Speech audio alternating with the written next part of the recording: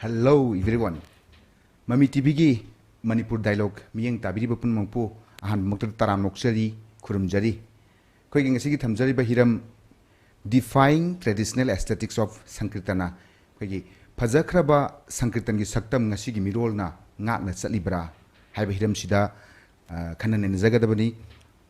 Malemda Manipur masak takpada Manipuri culture na lauriba thodang mayam pumma manga khangnarabani. Sigumba Manipuri culture gi tongan ba masak saruk singi manungda malemda Manipuri singu masak takpada yamna choba thodang lauriba Manipuri Sankirtan gi hana leiramba masak loinana hauji oiriba masak ani sigi manungda leiriba tongan ba yam khraba saklon singna maram oiraga mapungoina hauji leiriba Sankirtan gi saktamda kadai phawba hongkhiba natragana hongdana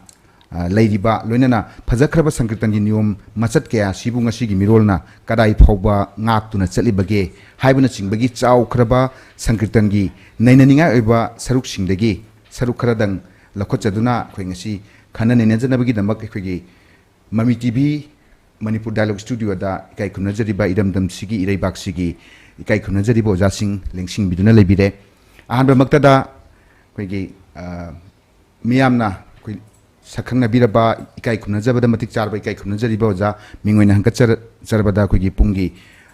Padma Shri Sogaijam Thanil ojabu Mami TV gi Manipur Dialogue Studio da taram nongsi oja khurumjari thangda khogi Sanginata Academy Award oja mingoina hankacharabada leima pukpam oja lakpati oja buchu khogi Mami TV gi Manipur Dialogue Studio da taram nongsi khurumjari oja loinana renowned musicologist aduga malemda Manipuri music pu Manipur ki nat ki music na chingba ethno music pu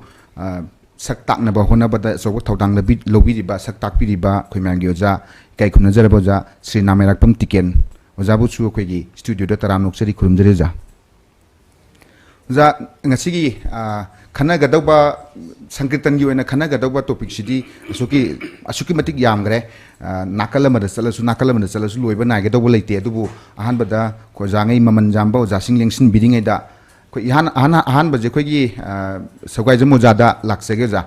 Sankirtan gi ko jai matam angang oiringai jaina angang oidigi sum haurakudai hujipau leibiba matam da ko gi hanagi guru sisha parampara dagi hanal ojagi matam leirambadu da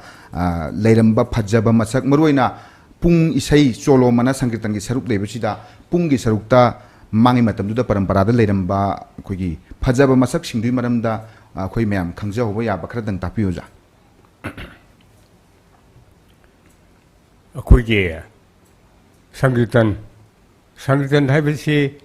akhoi Manipur dadi makhal jami ko adubu nat Sankirtan gi oina ai khidang ai gi thengnarakpa punsida haurakpadai ngasi bauda thengnariba sigi maramda aina khidang ai hangatchage akhoina sahi taraga mathoi soi surukpa swaididi akhoi pung tawre Sankirtan adum yawre matamduda tawramiba Sankirtan nat Sankirtan haiba tare ko nat Sankirtan gi mawongduga haujikadi yamna khenagre yamna khenaba khijik khenam nate pungong hongi haiba yare matamdudadi akhoigi Sankirtan ji yamlabla hadi pala tarahongdoi taramari lepi taramari tarahongdoi ji tadrubani pungyebani asumai leperga Sankirtan jida bhabok sida akhogi bhabok ki leiriba magi Sankirtan ni manungi bhabok phogwa pujika yam khenarba matamduda toromibati palaji phadana lepe herega pala taramari tarawanga leperega akhogi pungyebani seyenba duhara khombangba pala taren pa lepega raga zum raga chobuji phadana tapna ma gyan tana akhui bhab ras raga gi nungyoba bhab ras tu phadana ai pungyebe sei saputuna bhab ji phongdoktuna yam ingna akhui bhakti ras ka konana yam puning letana ꯑꯩꯈꯣꯏꯒꯤ ꯍꯧꯖꯤꯛꯀꯤꯁꯤꯅ ꯃꯊꯛꯇ ꯂꯥꯛꯑꯒ ꯃꯃꯥꯡꯉꯩꯗ ꯂꯩꯔꯝꯕ ꯑꯩꯈꯣꯏꯒꯤ ꯁꯪꯀꯤꯔꯇꯟꯒꯤ ꯃꯥꯒꯤ ꯒꯨꯔꯨ ꯁꯤꯖ ꯄꯔꯝꯄꯔꯥꯒꯤ ꯑꯗꯨꯒ ꯑꯇꯣꯞꯄ ꯑꯩꯈꯣꯏꯒꯤ ꯃꯅꯤꯄꯨꯔꯤ ꯁꯃꯥꯖꯒ ꯁꯨꯡꯊꯥ ꯊꯥꯗꯣꯛꯅꯕ ꯌꯥꯗꯕ ꯑꯣꯖꯥ ꯑꯩꯈꯣꯏꯒꯤ ꯄꯣꯛꯄꯗꯒꯤꯅ ꯁꯤꯕ ꯐꯥꯎꯕꯗ ꯂꯩꯕꯗ ꯍꯧꯖꯤꯛꯁꯨ ꯑꯗꯨꯝ ꯁꯪꯀꯤꯔꯇꯟꯒꯤ ꯆꯠꯅꯐꯝꯗꯤ ꯂꯩꯔꯤ ꯁꯪꯀꯤꯔꯇꯟꯒꯤ ꯃꯊꯧ ꯆꯞ ꯆꯥꯅ ꯇꯧꯔꯤ ꯑꯗꯨꯒ ꯃꯇꯝꯗꯨꯗ ꯂꯩꯔꯝꯕꯗꯨꯒ ꯑꯣꯖꯥꯁꯤꯡꯅ ꯈꯤꯇꯪ ꯈꯦꯠꯅꯔꯦ ꯍꯥꯏꯕ ꯑꯃꯁꯨ ꯑꯣꯖꯥꯅ ꯊꯝꯕꯤ ꯃꯗꯨ ꯂꯥꯛꯆꯗ꯭ꯔꯤꯉꯩꯗ ꯑꯣꯖꯥ ꯃꯃꯥꯡꯉꯩꯒꯤ ꯑꯗꯨꯒꯨꯝꯕ ꯁꯪꯀꯤꯔꯇꯟꯒꯤ ꯃꯑꯣꯡꯁꯤ ꯃꯁꯛꯁꯤꯡꯗꯨ ꯑꯣꯖꯥ ꯃ꯭ꯌꯨꯖꯤꯀꯣꯂꯣꯖꯤꯁ ꯑꯃꯒꯤ ꯑꯩꯈꯣꯏꯒꯤ ꯁꯥꯏꯟꯇꯤꯐꯤꯛ ꯑꯣꯏꯕ ꯁ꯭ꯇꯗꯤ ꯑꯣꯐ ꯃ꯭ꯌꯨꯖꯤꯛꯇ ꯑꯣꯖꯥ ꯃꯤꯠꯌꯦꯡ ꯀꯔꯤ ꯂꯩꯕꯤꯕꯒꯦ ꯑꯣꯖꯥ ꯇꯥꯛꯄꯤꯌꯨ ꯑꯣꯖꯥ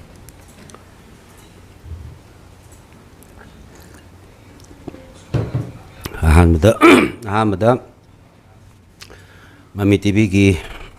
ꯁ꯭ꯇꯥꯐꯁꯤꯡ ꯑꯗꯨꯒ ꯆꯦꯅꯦꯜ ꯑꯁꯤꯕꯨ ꯌꯦꯡꯕꯤꯔꯤꯕ ꯄꯨꯝꯅꯃꯛꯄꯨ ꯈꯨꯔꯨꯝꯖꯕꯒ ꯂꯣꯏꯅꯅ ꯑꯩꯒꯤ ꯅꯥꯛꯇ ꯂꯦꯡꯁꯤꯟꯕꯤꯔꯤꯕ ꯑꯣꯖꯥ ꯑꯅꯤꯕꯨꯁꯨ ꯑꯩꯍꯥꯛꯅ ꯏꯀꯣꯛꯅꯅ ꯈꯨꯔꯨꯝꯖꯔꯤ ꯃ꯭ꯌꯨꯖꯤꯀꯣꯂꯣꯖꯤ ꯅꯠꯇ꯭ꯔꯒ ꯏꯊꯅꯣꯃ꯭ꯌꯨꯖꯤꯀꯣꯂꯣꯖꯤ ꯑꯁꯤ ꯁꯥꯏꯟꯇꯤꯐꯤꯛ ꯁ꯭ꯇꯗꯤ ꯑꯣꯐ ꯃ꯭ꯌꯨꯖꯤꯛ ꯍꯥꯏꯕꯅꯤ ꯑꯦꯅꯥꯂꯥꯏꯁꯤꯁ ꯇꯧꯕꯅꯤ ꯃꯥꯒꯤ ꯐꯣꯝꯗꯨꯒꯤ ꯃꯁꯛ ꯑꯗꯨ ꯈꯪꯅꯕ ꯆꯪꯁꯤꯟꯕꯅꯤ ꯌꯥꯝꯅ ꯃꯔꯨꯑꯣꯏꯕ ꯁꯕꯖꯦꯛ ꯑꯃ ꯑꯣꯏꯔꯤꯕꯁꯤ ꯃꯅꯤꯄꯨꯔꯤꯒꯤ ꯃ꯭ꯌꯨꯖꯤꯛꯀꯤ ꯑꯦꯁꯊꯦꯇꯤꯛꯁ ꯍꯥꯏꯅ ꯈꯟꯅꯔꯤꯕ ꯐꯖꯕꯒꯤ ꯃꯐꯖ ꯍꯥꯏꯅꯁꯨ ꯂꯧꯅꯕ ꯌꯥꯏ ꯃꯁꯤ ꯑꯉꯟꯕ ꯃꯇꯝꯗꯒꯤ ꯍꯧꯔꯛꯄꯅ ꯅꯠꯇ ꯁꯪꯒꯤꯠ ꯂꯥꯛꯄ ꯐꯥꯎꯒꯤ ꯏꯇꯤꯍꯥꯁꯀꯤ ꯆꯥꯎꯔꯕ ꯂꯝꯕꯤ ꯑꯃ ꯂꯩ ꯃꯁꯤꯗ ꯃꯅꯨꯡꯗ ꯁꯝꯅꯔꯤꯕꯁꯤ ꯑꯩꯈꯣꯏꯒꯤ ꯃꯅꯤꯄꯨꯔꯒꯤ ꯀꯜꯆꯔꯒꯤ ꯐꯖꯕꯒꯤ ꯃꯐꯖ ꯍꯥꯏꯁꯤꯅ ꯌꯥꯡꯂꯦꯟꯒꯤ ꯁꯔꯨ ꯑꯣꯏꯔꯒ ꯃ꯭ꯌꯨꯖꯤꯛꯄꯨ ꯑꯣꯏꯔꯣ ꯗ꯭ꯔꯃꯥꯕꯨ ꯑꯣꯏꯔꯣ ꯑꯇꯣꯞꯄ ꯀꯜꯆꯔꯒ ꯃꯔꯤ ꯂꯩꯅꯕꯁꯤꯡꯁꯤꯗ ꯂꯩꯔꯤꯕ ꯐꯖꯕꯒꯤ ꯃꯐꯖꯁꯤꯡꯁꯤ ꯃꯇꯝ ꯃꯇꯝꯒꯤ ꯃꯇꯨꯡ ꯏꯟꯅ ꯑꯁꯨꯝ ꯁꯦꯝꯒꯠꯂꯛꯄꯅ ꯁꯪꯀꯤꯔꯇꯟꯒꯤ ꯂꯣꯝꯗꯒꯤ ꯌꯦꯡ ꯇꯥꯔꯒꯗꯤ ꯅꯠꯇ ꯁꯪꯒꯤꯠ ꯁꯦꯝꯂꯛꯄ ꯃꯇꯝꯗꯗꯤ ꯃꯅꯤꯄꯨꯔꯗ ꯂꯩꯔꯝꯕ ꯇꯝꯄꯥꯛ ꯂꯝ ꯑꯌꯥꯝꯕꯗ ꯇꯝꯄꯥꯛ ꯂꯝꯗ ꯂꯩꯔꯝꯕ ꯏꯁꯩ ꯅꯣꯡꯃꯥꯏꯒꯤ ꯐꯖꯕꯒꯤ ꯃꯁꯛꯁꯤꯡꯁꯤ ꯄꯦꯅꯥ ꯐꯥꯎꯕ ꯄꯨꯈꯠꯂꯛꯄꯗꯒꯤ ꯅꯠꯇ ꯁꯪꯒꯤꯠ ꯇꯥꯔꯛꯄꯗꯒꯤꯗꯤ ꯔꯤꯗꯃꯤꯛ ꯁ꯭ꯇ꯭ꯔꯛꯆꯔ ꯍꯥꯏꯕꯗꯤ ꯄꯨꯡꯒꯤ ꯀꯜꯆꯔ ꯕꯩꯁꯅꯕ ꯁꯥꯁꯇ꯭ꯔꯅ ꯑꯃꯨꯛ ꯊꯤꯡꯉꯤ ꯀꯩꯅꯣꯗ ꯑꯩꯈꯣꯏ ꯍꯧꯖꯤꯛ ꯂꯩꯔꯤꯕ ꯁꯥꯁꯇ꯭ꯔꯁꯤ ꯑꯩꯈꯣꯏꯒꯤ ꯏꯒꯣ ꯌꯥꯎꯕꯅꯤꯅ ꯅꯥꯄꯟ ꯌꯥꯎꯕꯅꯤꯅ ꯑꯗꯨ ꯌꯧꯐꯥꯠꯇ꯭ꯔꯤꯉꯩꯗ ꯑꯣꯖꯥꯁꯤꯡꯁꯤꯅ ꯃꯐꯝ ꯑꯃꯗ ꯁ꯭ꯋꯥꯏ ꯐꯥꯎꯕꯅꯤ ꯍꯥꯏꯕꯁꯤ ꯊꯝꯃꯝꯕ꯭ꯔꯥ ꯍꯥꯏꯕꯁꯤ ꯑꯩꯒꯤ ꯐꯥꯏꯟꯗꯤꯡꯁꯇ ꯂꯩꯖꯩ ꯍꯣꯏ ꯑꯣꯖꯥ ꯌꯥꯝꯅ ꯑꯍꯥꯟꯕꯒꯤ ꯔꯥꯎꯟꯁꯤ ꯑꯩꯈꯣꯏ ꯁꯋꯥꯏꯖꯝ ꯑꯣꯖꯥꯅꯁꯨ ꯂꯩ ꯃꯐꯝ ꯑꯣꯖꯥꯅ ꯑꯗꯨꯒ ꯑꯣꯖꯥꯅ ꯇꯥꯛꯄꯤꯔꯤꯕ ꯋꯥꯐꯝꯁꯤꯃꯛ ꯃꯃꯥꯡꯉꯩꯒꯤ ꯁꯪꯀꯤꯔꯇꯟꯒꯤ ꯃꯐꯖ ꯁꯪꯀꯤꯔꯇꯟꯒꯤ ꯂꯩꯔꯝꯕ ꯚꯦꯂꯨ ꯇꯣꯉꯥꯟ ꯇꯣꯉꯥꯟꯕ ꯋꯥꯈꯜꯂꯣꯟꯗ ꯑꯗꯨꯒ ꯁꯥꯏꯟꯇꯤꯐꯤꯛ ꯑꯣꯏꯕ ꯃꯑꯣꯡꯗꯁꯨ ꯌꯥꯝ ꯊꯥꯛ ꯋꯥꯡꯕ ꯀꯩꯅꯣꯗꯨꯅꯤ ꯑꯗꯨꯒ ꯑꯣꯖꯥ ꯍꯧꯖꯤꯛ ꯑꯩꯈꯣꯏ ꯑꯣꯖꯥꯅ ꯍꯣꯏꯅ ꯃꯇꯝꯗꯨꯗ ꯑꯩꯈꯣꯏ ꯁꯋꯥꯏꯖꯝ ꯑꯣꯖꯥꯗ ꯂꯥꯛꯆꯩꯒ ꯑꯣꯖꯥ ꯑꯍꯥꯟꯕꯗ ꯑꯣꯖꯥ ꯑꯩꯈꯣꯏꯒꯤ ꯃꯃꯥꯡꯉꯩꯒꯤ ꯃꯇꯝꯗꯨꯗ ꯂꯩꯔꯝꯕ ꯑꯔꯤꯕꯒꯤ ꯍꯧꯖꯤꯛꯀꯤ ꯃꯐꯖ ꯗꯨ ꯑꯣꯖꯥꯒꯤ ꯊꯦꯡꯅꯕꯤꯍꯧꯔꯕꯅꯤ ꯑꯗꯨꯒ ꯍꯧꯖꯤꯛ ꯂꯩꯔꯤꯕ ꯁꯨꯝ ꯑꯑꯣꯟꯕꯅ ꯁꯨꯝ ꯄꯨꯊꯔꯒ ꯂꯩꯕ ꯍꯧꯖꯤꯛꯀꯤ ꯃꯑꯣꯡꯁꯤꯁꯨ ꯑꯩꯈꯣꯏ ꯑꯣꯖꯥꯅ ꯊꯦꯡꯅꯕꯤꯔꯤꯕꯅꯤ ꯃꯌꯥꯝꯒꯤ ꯂꯣꯏꯅꯃꯛ ꯍꯥꯏꯕ ꯇꯥꯔꯦ ꯑꯔꯤꯕꯁꯨ ꯑꯅꯧꯕꯁꯨ ꯑꯣꯖꯥꯅ ꯊꯦꯡꯅꯕꯤꯕ ꯑꯣꯏꯕꯅꯤꯅ ꯑꯣꯖꯥ ꯃꯇꯥꯡꯁꯤda ꯍꯧꯖꯤꯛ ꯂꯩꯔꯤꯕ ꯐꯤꯕꯝꯁꯤ ꯀꯔꯤ ꯍꯥꯏꯅ ꯑꯩꯈꯣꯏ ꯑꯣꯖꯥꯅ ꯌꯦꯡꯕꯤ ꯑꯗꯨꯗꯨꯃ ꯃꯔꯨꯑꯣꯏꯅ ꯄꯨꯡꯗ ꯇꯥꯛꯄꯤꯔꯁꯨ ꯌꯥꯏ ꯑꯣꯖꯥ ꯑꯩꯈꯣꯏꯒꯤ ꯍꯧꯖꯤꯛ ꯁꯪꯀꯤꯔꯇꯟꯗ ꯂꯩꯔꯤꯕ ꯐꯤꯕꯝ ꯑꯁꯤ ꯀꯔꯤꯅꯣ ꯍꯥꯏꯕ ꯇꯥꯔꯒꯗꯤ ꯍꯧꯖꯤꯛ ꯃꯇꯝꯗꯨꯗ ꯑꯩꯈꯣꯏꯒꯤ ꯁꯣꯛ 1984 ꯄ꯭ꯔꯃꯥꯟꯂꯝꯅꯦꯕ ꯍꯥꯏꯗꯤ ꯑꯗꯨꯋꯥꯏꯒꯤ ꯋꯥꯔꯤꯅꯦꯕ ꯑꯩꯈꯣꯏꯅ ꯍꯧꯔꯛꯄ ꯑꯩꯈꯣꯏꯒꯤ ꯃꯇꯝꯗꯤ ꯑꯗꯨꯒ 1995 ꯑꯗꯨꯋꯥꯏꯒꯤ ꯋꯥꯔꯤꯅꯦ ꯑꯩꯈꯣꯏꯅ ꯆꯍꯤ 14 ꯁꯨꯔꯛꯄ ꯍꯥꯏꯁꯦ ꯃꯇꯝꯗꯨꯗ ꯂꯩꯔꯝꯕꯒꯤ ꯋꯥꯔꯤ ꯑꯃ ꯍꯥꯏꯐꯦꯠꯅ ꯑꯩꯈꯣꯏꯅ ꯁꯪꯒꯤꯇꯣꯟꯒꯤ ꯖꯨꯝ ꯂꯥꯎꯕ ꯁꯪꯒꯤꯇꯣꯟꯕꯨ ꯌꯥꯝ ꯊꯥꯖꯕ ꯌꯥꯝ ꯅꯨꯡꯁꯤꯕ ꯚꯛꯇꯤ ꯄ꯭ꯔꯦꯝꯅ ꯌꯨꯝꯐꯝ ꯑꯣꯏꯕ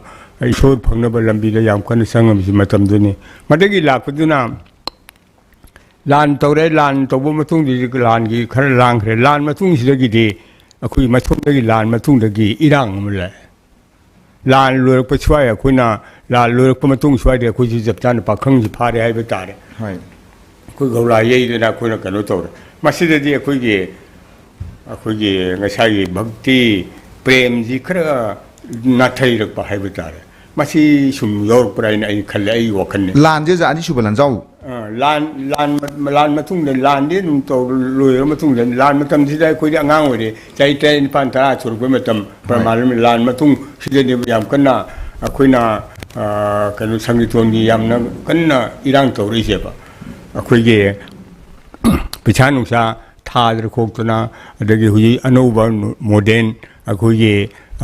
ꯆꯣꯂꯣꯝ ꯄꯨꯡꯌꯩꯕꯗ ꯍꯥꯏꯔꯒ ꯆꯣꯂꯣꯝꯒꯤ ꯃꯣꯗꯦꯜ ꯌꯥꯝ ꯀꯟꯅ ꯍꯥꯞꯄꯛꯏꯕꯁꯤ ꯑꯩꯈꯣꯏ ꯂꯥꯟ ꯃꯇꯨꯡꯁꯤꯗꯅꯤ ꯍꯥꯏꯕ ꯇꯥꯔꯦ ꯂꯥꯟ ꯃꯇꯨꯡꯗꯒꯤ ꯑꯣꯖꯥ ꯅꯤꯡꯇꯝꯕ ꯍꯧꯔꯦ ꯍꯥꯏꯔꯣ ꯑꯣꯖꯥ ꯇꯧꯅꯤꯡꯕ ꯇꯧꯔꯦ ꯍꯥꯏꯔꯛꯀꯗꯣꯏꯔꯣ ꯑꯣꯖꯥ ꯇꯧꯅꯤꯡꯕ ꯇꯧꯕꯗꯤ ꯅꯠꯇ꯭ꯔꯤ ꯍꯣꯏ ꯑꯗꯨꯃꯛ ꯅꯠꯇ꯭ꯔꯒꯁꯨ ꯃꯗꯨ ꯃꯊꯪ ꯂꯥꯛꯇꯣꯔꯤꯅꯤ ꯍꯣꯏ ꯃꯥꯅ ꯂꯥꯟ ꯃꯇꯨꯡꯗꯒꯤ ꯉꯁꯤ ꯐꯥꯎꯕ ꯑꯣꯏꯔꯛꯏꯕꯁꯤꯗꯗꯤ ꯌꯥꯝꯅ ꯍꯣꯡꯉꯛꯑꯦ ꯍꯥꯏꯕ ꯍꯣꯏ ꯂꯥꯟ ꯃꯇꯨꯡ ꯐꯥꯎꯕ ꯈꯔ ꯑꯩꯈꯣꯏꯒꯤ ꯃꯇꯝꯗꯨꯗ ꯂꯩꯔꯝꯃꯤꯕ ꯄꯣꯠ ꯐꯥꯎꯔꯛꯏꯕ ꯅꯍꯥ ꯑꯣꯏꯅ ꯐꯥꯎꯔꯛꯏꯕꯁꯤ ꯑꯩꯈꯣꯏꯒꯤ ꯂꯥꯟ ꯃꯇꯨꯡꯁꯤꯗ ꯀꯟꯅ ꯐꯥꯎꯒꯠꯂꯛꯏꯕꯁꯤ ꯑꯣꯖꯥ ꯌꯦꯡꯅꯀꯥꯏ ꯑꯣꯖꯥ ꯒꯨꯂꯥꯄꯤ ꯄ꯭ꯔꯃꯥꯂꯝꯅꯤꯕ ꯄꯨꯡꯗ ꯑꯩꯈꯣꯏꯒꯤ ꯑꯣꯖꯥ ꯙꯀꯥ ꯀꯛꯆꯤꯡꯒꯤ ꯙꯀꯥ ꯉꯥꯡꯕꯝ ꯑꯣꯖꯥ ꯌꯥꯏꯃ ꯑꯩꯈꯣꯏ ꯁꯤꯅꯆꯤꯡꯕ ꯀꯨꯝꯕꯤ ꯌꯥꯏꯃꯊꯣꯟ ꯍꯥꯏꯕꯅꯆꯤꯡꯕ ꯑꯣꯖꯥꯁꯤꯡꯒꯤ ꯃꯇꯝ ꯅꯍꯥ ꯑꯣꯏꯔꯛꯄꯩ ꯃꯇꯝꯁꯤꯗꯅꯤ ꯃꯁꯤꯗꯗꯤ ꯑꯉꯛꯄ ꯈꯔ ꯌꯥꯎꯔꯛꯑꯦ ꯍꯣꯏ ꯆꯣꯂꯣꯝ ꯆꯥꯂꯣꯝ ꯇꯧꯔꯛꯄꯗ ꯑꯉꯛꯄ ꯉꯁꯥꯏꯒꯤ ꯃꯤꯅ ꯌꯦꯡꯕꯗ ꯅꯨꯡꯉꯥꯏꯅꯕ ꯑꯗꯨꯗꯒꯤ ꯁꯨꯝ ꯑꯣꯖꯥꯅ ꯇꯥꯛꯄꯤꯔꯤ ꯑꯗꯨꯗꯒꯤ ꯁꯨꯝ ꯀꯨꯝꯊꯔꯒ ꯍꯧꯖꯤꯛꯁꯤ ꯑꯣꯏꯔꯛꯀꯗꯣꯏꯅꯦꯕ ꯀꯥꯟꯗꯕꯤꯗ ꯂꯥꯛꯑꯒ ꯑꯗꯨꯗꯒꯤ ꯁꯨꯝ ꯆꯣꯂꯣꯝ ꯆꯥꯂꯣꯝ ꯑꯉꯛꯄ ꯁꯨꯝ ꯑꯣꯜꯂꯛꯄꯗꯨꯅ ꯍꯧꯖꯤꯛ ꯂꯩꯔꯤꯕ ꯐꯤꯕꯝꯁꯤꯗꯅ ꯍꯧꯖꯤꯛꯇ ꯀꯔꯤ ꯂꯥꯛꯀꯗꯒꯦ ꯑꯣꯖꯥ ꯍꯧꯖꯤꯛꯇꯗꯤ ꯑꯩꯈꯣꯏꯒꯤ ꯀꯔꯤ ꯍꯥꯏꯅꯤ ꯉꯁꯥꯏ ꯚꯛꯇꯤꯒꯤ ꯑꯩꯈꯣꯏꯒꯤ ꯉꯁꯥꯏ ꯁꯪꯀꯤꯔꯇꯟ ꯑꯃ ꯇꯧꯕꯒꯤ ꯃꯥꯒꯤ ꯅꯨꯡꯒꯤ ꯑꯣꯏꯕ ꯏꯁꯣꯔ ꯐꯪꯅꯕꯒꯤ ꯂꯝꯕꯤ ꯑꯃ ꯈꯔ ꯂꯩꯔꯝꯕꯁꯦ ꯃꯁꯤ ꯍꯧꯖꯤꯛꯇꯗꯤ ꯑꯩ ꯃꯁꯤ ꯃꯥꯡꯉꯕ꯭ꯔꯥ ꯍꯥꯏꯅ ꯈꯜꯂꯦ ꯑꯩꯒꯤ ꯍꯧꯖꯤꯛ ꯇꯧꯔꯤꯕ ꯅꯣꯝꯅꯥꯁꯤ ꯁꯪꯀꯤꯔꯇꯟꯒꯤ ꯇꯧꯔꯤꯕꯁꯤꯗꯤ ꯃꯁꯤ ꯈꯔ ꯃꯥꯡꯁꯤꯜꯂꯛꯑꯕ꯭ꯔꯥ ꯑꯩꯈꯣꯏꯒꯤ ꯃꯥꯡꯁꯤꯜꯂꯛꯏꯕꯁꯤ ꯀꯔꯤꯒꯤꯅꯣ ꯁꯪꯀꯤꯔꯇꯟ ꯇꯧꯔꯤꯕ ꯃꯤ ꯁꯛꯏꯕ ꯃꯤ ꯌꯩꯔꯤꯕ ꯇꯧꯔꯤꯕ ꯃꯤꯗꯨ ꯑꯥꯔꯇꯤꯁꯇꯨ ꯉꯥꯛꯇꯅ ꯅꯠꯇꯦ ꯃꯁꯤꯗ ꯄ꯭ꯔꯖꯥ ꯃꯌꯥꯝ ꯃꯤꯄꯨꯝ ꯈꯨꯗꯤꯡꯃꯛ ꯑꯩꯈꯣꯏꯒꯤ ꯃꯁꯤꯒꯤ ꯁꯪꯀꯤꯔꯇꯟꯒꯤ ꯅꯨꯡꯒꯤ ꯑꯣꯏꯕ ꯚꯥꯕ ꯔꯁꯁꯤ ꯊꯤꯕ ꯈꯔ ꯋꯥꯠꯂꯛꯄ ꯉꯁꯥꯏ ꯏꯁꯣꯔ ꯐꯪꯅꯕ ꯂꯝꯕꯤꯗꯨꯗ ꯊꯤꯖꯤꯟꯕ ꯁꯣꯔꯥꯠ ꯁꯣꯜꯂꯤꯕꯁꯤ ꯑꯩ ꯏꯄꯥꯗꯤ ꯁꯣꯔꯥꯠ ꯁꯣꯜꯂꯤꯕꯒꯤ ꯃꯥꯏ ꯖꯤꯕꯥꯠꯃꯥꯁꯤ ꯏꯁꯣꯔ ꯌꯧꯈꯤꯅꯕ꯭ꯔꯥ ꯍꯥꯏꯕꯗꯣꯝꯗ ꯊꯤꯖꯤꯟꯗꯕ ꯉꯁꯥꯏ ꯁꯪꯒꯤꯇꯣꯟ ꯑꯃ ꯀꯠꯂꯒꯗꯤ ꯂꯣꯏꯔꯦ ꯍꯥꯏꯕ ꯁꯣꯝꯗ ꯂꯥꯛꯁꯤꯜꯂꯛꯄ ꯌꯥꯝ ꯐꯖꯈ꯭ꯔꯦ ꯑꯣꯖꯥ ꯑꯩꯈꯣꯏ ꯑꯣꯖꯥꯅ ꯇꯥꯛꯄꯤꯔꯤꯁꯦ ꯑꯩꯈꯣꯏꯒꯤ ꯆꯨꯝꯅ ꯈꯛꯇꯪꯒꯤ ꯁꯪꯀꯤꯔꯇꯟ ꯇꯧꯔꯤꯕ ꯀꯩꯅꯣꯅꯐꯥꯎ ꯑꯩꯈꯣꯏꯒꯤ ꯁꯪꯀꯤꯔꯇꯟ ꯇꯧꯔꯤꯕ ꯁꯪꯀꯤꯔꯇꯟꯕꯨ ꯁꯛ ꯁꯣꯜꯂꯤꯕ ꯀꯥꯡꯕꯨ ꯈꯛꯇꯒꯤ ꯗꯥꯏ ꯅꯠꯇꯦ ꯃꯁꯤ ꯚꯥꯕꯣꯛ ꯌꯥꯎꯅ ꯌꯨꯝꯕꯨ ꯌꯥꯎꯅ ꯄ꯭ꯔꯖꯥ ꯄꯨꯝꯅꯃꯛꯅ ꯒ꯭ꯌꯥꯟ ꯇꯥꯃꯤꯟꯅꯕ ꯑꯃ ꯆꯪꯉꯦ ꯍꯥꯏꯕꯗꯨ ꯑꯣꯖꯥꯅ ꯊꯝꯕꯤꯕꯅꯤ ꯃꯇꯥꯡꯁꯤꯗ ꯑꯩꯈꯣꯏ ꯂꯩꯃꯩꯄꯣꯛꯄꯝ ꯑꯣꯖꯥꯅ ꯑꯩꯈꯣꯏꯒꯤ ꯁꯪꯀꯤꯔꯇꯟꯒꯤ ꯃꯔꯨꯑꯣꯏꯕ ꯍꯥꯏꯕ ꯇꯥꯔꯦ ꯁꯪꯀꯤꯔꯇꯟꯁꯤ ꯀꯂꯤ ꯖꯨꯛꯇꯗꯤ ꯁꯪꯀꯤꯔꯇꯟꯒꯤ ꯃꯔꯨꯑꯣꯏꯕꯁꯤ ꯀꯔꯥꯏꯐꯥꯎ ꯂꯩꯕꯅꯣ ꯍꯥꯏꯕꯗꯨ ꯃꯌꯥꯝ ꯑꯩꯈꯣꯏꯒꯤ ꯌꯨꯝꯕꯨ ꯑꯗꯨꯒ ꯚꯥꯕꯣꯛ ꯌꯥꯎꯅ ꯒ꯭ꯌꯥꯟ ꯇꯥꯃꯤꯟꯅꯅꯕꯁꯤ ꯀꯔꯤ ꯇꯧꯕ ꯌꯥꯏ ꯑꯣꯖꯥ ꯈꯟꯕꯤꯕꯗꯣ ꯑꯣꯖꯥ ꯊꯝꯕꯤꯌꯨ ꯑꯣꯖꯥ ꯑꯩꯅ ꯀꯔꯤꯒꯨꯝꯕ ꯊꯧꯒꯜ ꯐꯪꯕꯗ ꯁꯪꯀꯤꯔꯇꯟ ꯃꯌꯥꯏꯗ ꯑꯗꯨꯝ ꯚꯥꯕꯣꯛꯇ ꯈꯣꯏꯔꯝꯖꯔꯒ ꯑꯗꯨ ꯈꯠꯂꯛꯈꯤ ꯄ꯭ꯔꯤꯊꯤꯕꯤ ꯁꯥꯟꯇꯤ ꯑꯣꯏꯍꯟꯒꯦ ꯍꯥꯏꯕꯗꯤ ꯂꯩꯔꯤꯕ ꯏꯄꯥ ꯏꯄꯨ ꯊꯝꯕꯤꯔꯕ ꯄꯨꯝꯅꯃꯛꯁꯤ ꯍꯧꯖꯤꯛ ꯁꯔꯀꯥꯔ ꯄꯥꯏꯕꯤꯔꯤꯁꯤꯅ ꯅꯤꯌꯣꯝ ꯆꯨꯝꯅ ꯁꯧꯒꯠꯄ ꯑꯃ ꯆꯪꯕꯤꯔꯕꯗꯤ ꯌꯥꯟꯕꯤꯔꯕꯗꯤ ꯃꯁꯤ ꯄ꯭ꯔꯤꯊꯤꯕꯤꯒꯤ ꯁꯥꯟꯇꯤ ꯑꯣꯏꯅꯤ ꯑꯣꯖꯥ ꯃꯁꯤ ꯑꯩꯈꯣꯏ ꯑꯣꯖꯥꯅ ꯇꯥꯛꯄꯤꯔꯤ ꯃꯃꯥꯡꯗꯗꯤ ꯃꯁꯨꯝꯕ ꯃꯌꯥꯝꯁꯤ ꯉꯥꯛꯅ ꯆꯠꯂꯝꯃꯤꯁꯤ ꯃꯃꯥꯡꯗ ꯑꯩꯈꯣꯏꯒꯤ ꯁꯦꯜꯒꯤ ꯚꯦꯂꯨꯅꯆꯤꯡꯕ ꯂꯩꯔꯝꯗꯕꯒꯤ ꯑꯣꯏꯒꯗ꯭ꯔꯥ ꯑꯗꯨꯒ ꯍꯧꯖꯤꯛ ꯑꯃꯠꯇ ꯉꯥꯛꯇ꯭ꯔꯦꯅ ꯂꯧꯒꯗ꯭ꯔꯥ ꯑꯣꯖꯥ ꯍꯧꯖꯤꯛꯁꯦ ꯉꯥꯛꯏꯕ꯭ꯔꯥ ꯀꯃꯥꯏꯅ ꯑꯣꯖꯥꯒꯤ ꯃꯤꯠꯌꯦꯡꯗ ꯉꯥꯛꯄ ꯌꯥꯎꯔꯤ ꯑꯗꯨꯕꯨ ꯅꯍꯥꯅꯤꯅ ꯍꯧꯖꯤꯛꯀꯤ ꯃꯣꯏ ꯆꯪꯁꯤꯟꯕ ꯋꯥꯠꯂꯤꯕꯅ ꯃꯤꯑꯣꯏꯕꯅꯤꯅ पैसा वैसा दरकार हो थाना खोंग चले साइकिल चले गाड़ी मचा चले सूमाय तौना सेन पाबे ओजा तापी है कथोपनी पूरा फी फई फते से थाई थादे है यादे गुरुजोन थम से कथोपनी थम चुम्न सेंगन तौदबनी है तामी हजिक फाउल अखोज फाउदे होय मतम मतम की है ओजा ओजाना उबीबा ओजाजिंग उबीबदुना अदम ओजांगे हुजिक सुंगागन चपीरी अदुगा पुंमांग सुमांगद्रिब्रा अदम संकीर्तन योनदी मफजसि लैरिब्रा हाबदुमसु मयामगी मोट लैबिरंगने दो मथंग दखो जादा ओजाति केन लाक्सनिंग बजेजा ओजानी न ताकपीगिबा प्रॉब्लम्स हाइदा अदुगा मिगेंग अदु हुजिकी संकीर्तनगी हुजिक लैरिबा हुजिक समाज हुजिक चनरिबा मवोंग सिंगसि येंगा जा अरोइबा सोल्यूशन म पुरकपा याबसि कमाइना पुरकपा याबगी लंबी ओजागी मियेंग द कई लेबी जा नॉट ओनली नट संकीर्तन अखोय हजिक अचौब प्रॉब्लम लेबसी अखोयना मणिपुरी सिंगना अयाम मतमदा अखोयगी कल्चर की दमकता चाउथोकसे अखोयदा कल्चर दा अचौब प्रॉब्लम अमा मनुंगदा तिन चंगे हाइबसी कनामतना उदे अदुगा कल्चर गा मरी लेनिबा संकीर्तन नसिंगबा आर्ट फॉर्म सिंगदा कल्चर की मनुंग चंगे तिन सिंगसिना हाइदोगा मसेट मसेट चले है कनाम तन उदे मसे कोई साइंटिफिक स्टडी तौर कान सोइदन खंगनी चुमनतगी संकीर्तन नैनबन यारो सोशल स्ट्रक्चर सोशियोलॉजी न सिंग सोशल साइंस न सिंग बसु यावसलक्तब यारोय मतम मतम की पुरैब राजनीति की कांगलोन सु एकोइ नैनतब यारोय अदे पुरैब अहोंग मयाम सिगी मरक्ता ngasai oja sing takpi kibda lan matung side angakpa ahong ba malai hong iba sikre digi noi bo masi aikoi gi isam samalaramba samaj asida aikoi na bharat barse ki india gi phiba nung da la ba matung adigi british sing na lengak subdi pai daga aikoi gi ningthau leiraga su bharat ta tilabani na matamadu da bharat ki currency lupa in asi aikoi gi paisa asi manipur da chatna ba hola ko matam ma khak leiki matam da manipur gi kala da nate punma asi kangkhong sai ba matam oi maram de paisa hai ba se aikoi da angak poi da thoi matam da de koi ga halaman singda low parisa ma leiduna su phopot lising ma leiduna su matam da karimta artha thokta ba khangchen change da se ahong ba se khangpu porpa aduna babu sing tolop saba sing adaga mawari india gi paisa pai ba sing do ne yamna chawu matam adugi thodok chosu thodok myam thokki ba koi itihas da lere madugi manung da kala sidista aikoi gi spirituality se handharak pa aikoi da akoi gi lighting ning ba gi se handharak pa aki akhang yam nang pa british singa thengna badigi matung da second world war gi aki akhang nang pa matung da miyobe gi mindset manipur gi mindset sida hongi budi marakta paisa laksan bagi anoba lengak hong bagi sigi marak sida amuksu sentan da ba yada bi lakpa da kalakar kharadi maduna maram oraga aikoi gi mingsat phawba amuba dak leiba kalakar yaugi ba matam marebak sogoi sabai matam asina singba leki marak asei sida atopa mai ge mananda ta sankirtan da chandrakirti maharaj matam dagi horaga ahongba kaya mulai masida manor sai na singba asi gi flavor sing tam sang ba horpa adu matung da aikoi gi hindustani sangit ki dhruva padagi masu sing kharakra sang ba horpa asina nata sankirtan gi hana leramba phajabagi masak aduda hena phajabagi masak hakal ko matam si oiki hena lobe aduna sumang chatharak pasina aikoi gi schooling da aikoi guru sisha parampara sida aikoi scientific study leitabana guru amagi thajabagi makhada satra singa tamba aduga guru amagi thaja adu guru singi khenaba mot khara khara su leiba leiragasu matam aduda ningthau gumba mayai da phambina ba leiringai matam da de khenaba singa do matam ama lakku matam da punna phaminaraga decision lobo ngamba adu mioi bana temba ngamame hauji aikoi da leiba problem ni kaino haibo hauji dharma gi su mapu leite haibadi aikoi ge vaisnav ki khwadi gi makok kanano leite pala loisang maming tangaire adu brahma sabha maming tangaire haiba sing thau paring da makoi na kariguma aranda ma tor ku matam da makoi na phammaga makoi da wakat targa loramba adu lepamba warep sing na sing tu hauji te lobina leite maram de democracy lakpa matam da hongai ba ahong ba sing siga hana ningthau sing na sagalamba guru sing thambirama parampara asiga kadai da mai chalige haise aikoi kanam tan udabagum leibasi laibak yam thigani masina maram morga aikoi ge achosuba khoi ge art and culture gu state kalai kadam sangina sangstan achosu lere tolop chong chaba aikoi ge officer mayam dare aduga aikoi somda grassroots da kathoktana paisa phangba phangdaba aikoi ge di isor gini aduga sangsar sigi shanti gi damak tan tawjariba aduga silona sumnagi kathokpadu natana fajagraba art form mayam sing asi oja sing dugi kathokpadu maram morga koi mangda ngasi lariba nainabagi loiba naitriba asi aikoi masigi maram sida koi gi anuba langak loi lakpa matam sida di koina aikoi hojik tawrisi kaino haibo status aina adu ori paisa adu pai haiba somda chatkiba adai makoina guru sing sida aikoi gi award aso piraga madomda aikoi da mingsat oin chatkiba aduna aikoi gi hanigi spiritual ba posit toga value based on thorak sing sina maram ora kanda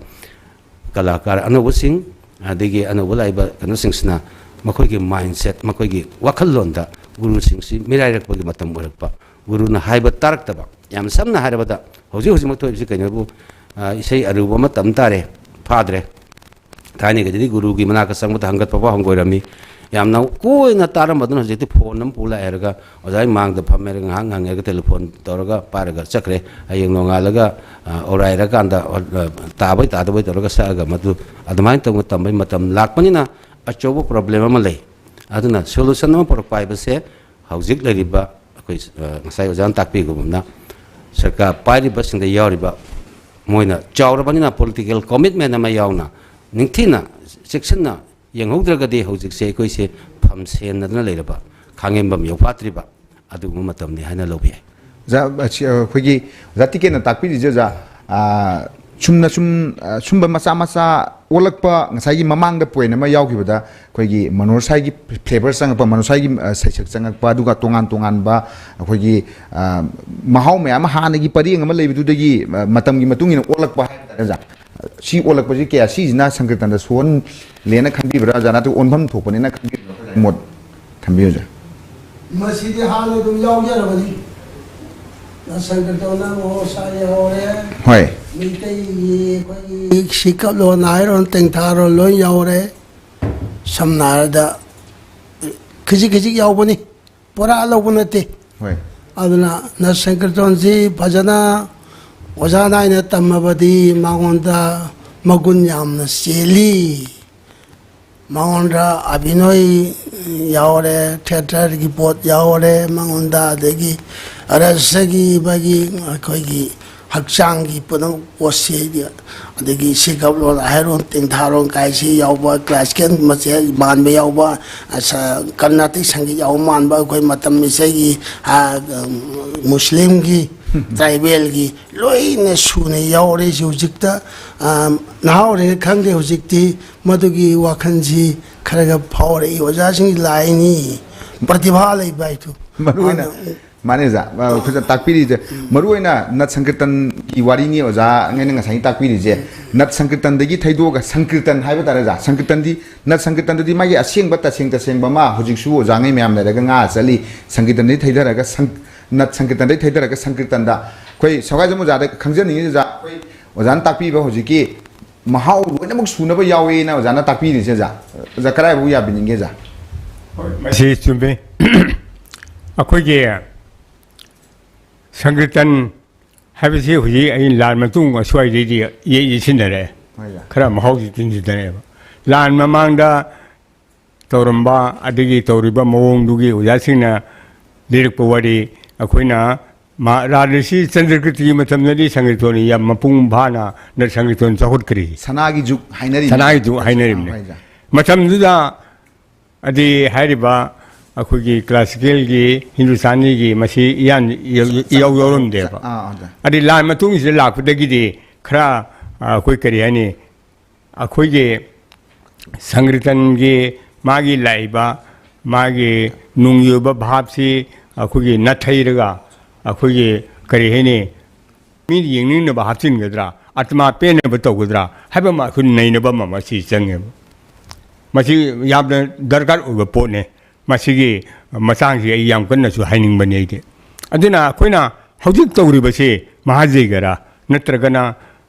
kalakar tariba natraga bhavok pen and ba tawri bra natraga shor pen ba tawri bra koina tawri baje haiba koi mon nai ne bam sang akoina laiba akoi sama uji pungye bene de sange pungye mi chen ngasagi nung yoba mil usilerga shor phangnar ba bhav adom jagire bhavok tu nungai na ba akone eating art tawre masi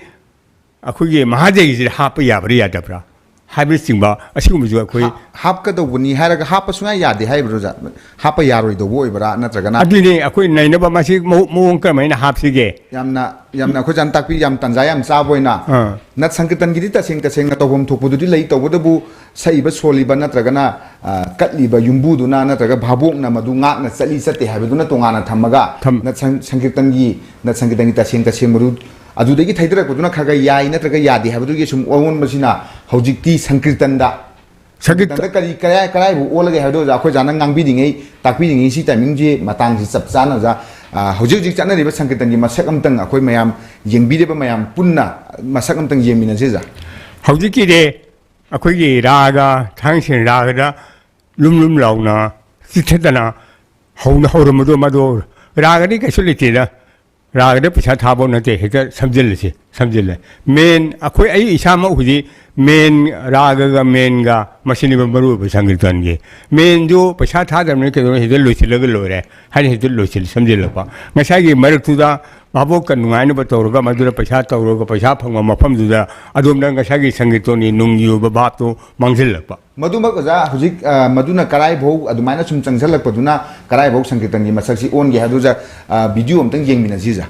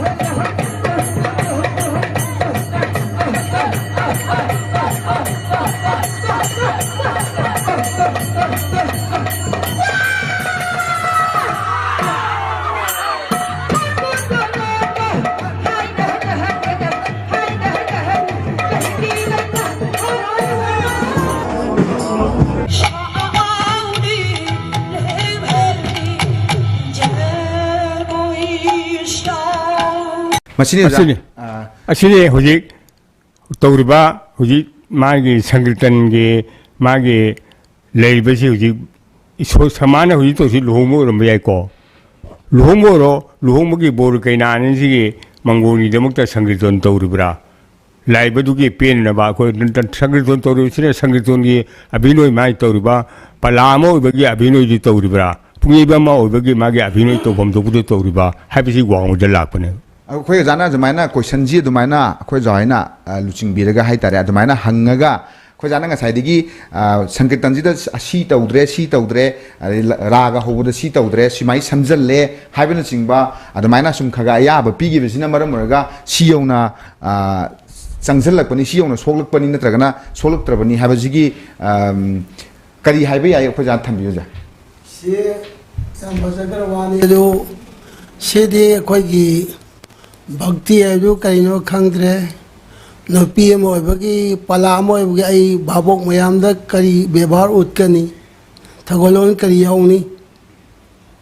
अना ma'am करम अहल लमन फमद करम भक्ति लेनी ऐसाजे करी ओइनी थक्सी कासी की पोट आद लेरिबसी गुरुजोनी अई तौदुर थबक्सी अदुनी लुहोंबगिनी श्राद्धगिनी अदई पुखरी होंबगिनी बासौनी नुंगाई स्टेज नुंगाई तबनी हाइबगी पोट सि तोंगान तोंगान लेगे तो पुलप तौसिलब अदगी अमना ngसाई ओजाना ताकपी खिबदो आई खितंग सिंगदोकजगे मादी वेद शास्त्र हम हाइबा Sungai taba usuba igumba lau koiba adagi kai isam cham tok jami pulap sure bane mari na sankirtan ji ujon thambiram se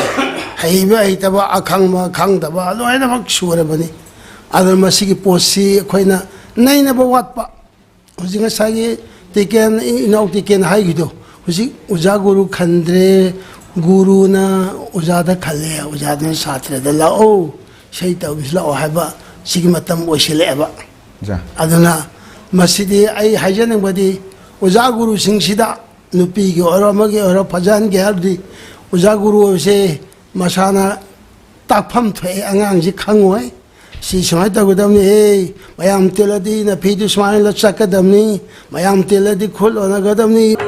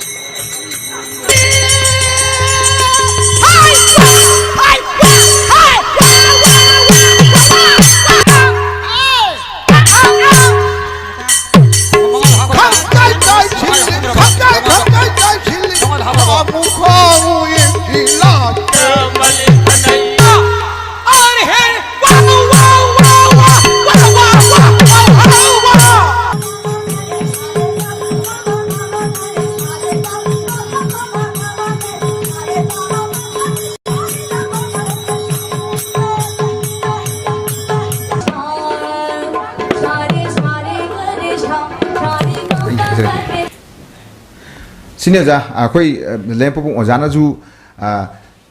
ya de haibu di takpi akhoi sogai jam ojana ju ya de haibu di takpi du oja hoi leringai da phauda sui bhogi phibam so oba sankirtan ji ya de haira maga dum thanambana phaduri bra natragana karigum khara di haibam thopra khoja simai to ne mas akoina ya dabudi ya tawre tawre se kram hai lep ko dage hai bisiri masiri ai bo haijo hai batar bordi akoi ngak sarang ngamo akoi ge sarkar na masomda miyeng khre changbiraga makhoina hoji mana kanoda leba wayen thaudari bani hoji ti mapi mapa letaba oine sangiton lei base mapi mapa du sarkar jina oibiraga maduge makhoina सरकार ने करी दौरगा फगदगे हैबदु अखंग हई लेबा उजागरु लेबा सिरतान बीरगा Moina सुमाइन तौर लेपसी सुमाइन तौर तौजी सुमाइन तौजी फाहलु हैबदु मखोगी वा मखोगी idea दु पीदरबोदि अखोइन ngamदेबा सरकार ना जू तौबम थोई सरकार ना कयु मखरा तौबम थोई हाबदु खो जान थंबिरि जेजा सेहिदा कोई ओजा होइजी संकीर्तन की ओइनदी कोई थौबुनी पुंगीदा इसाईगीदा संकीर्तन की लेबददी ओजा होइजी थौबुनी ना सरकार की नाइबदु नतना जा अतोप कई तौवे अखो लेम फम ओजान थंबियु जा कोई कलाकार आर्टिस्ट सेंटर को असिना पोसी सुगायना असी बगिनी मी सेबनी पोपगिनी पोदी सिरनी सिरदी पोकनी हाबसिगी अफबा ख्वाइदगी अचौबा पोल अमनेबा भक्ति यावरबा लाई आइबा आइतबगी उछोबगी लौ खोइबगी पोनमक नुंगाइनबसु यावरबा Aran खुम फंगबसु यावरबा पोनमक सुरबा पोनेबसे aduna shumbane haina takpi la aduna saukhala ibdi sai haibdo raashina tawraga sum guru mathang ningthong mayam sum hapchilakpa kamai tawra phajani kamai tawraga luni kamai tawra tongni hai sum hapchilakpa de sanai juk ni hai ji chandrakirti hakta asura tan hakta mu nupi ge mu phajaba podam puthe hujina madu puthok pod bawda sumna puthok music ti ani ghak tawraga mong ita tadana tawrakpa adagi samna harabda kortani umna king mandilana masagi gurujon sinu pi sinu pa ni sini degi koigi nupi kortam pai bidu nate koi konungda kalibdu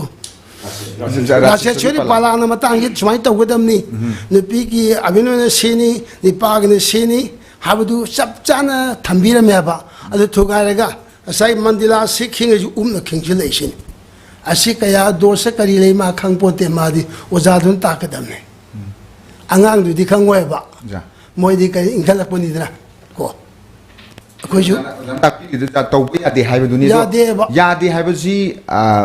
hai khoi ojai na direct ya de ha du madi utpi de taw bu ojai di sengna nakal mada nga ga chali bani du ya de ha du khu hai ji akoina force ma yauna hai bi ba ma chang bana natra kana chang da bana natra kana matam ji gi olai sida kayum tai ge sida low roi moi sigi po sida sankirton karino manung de chali ba sankirton tora kai oine ai ja bu gi thijen ma ma sang dir do kari banga hari ni har ka do ni moina shom tijin mam change ba aduna uru jo se si se singa dam se du ta hoide si ta ur na phata bala kani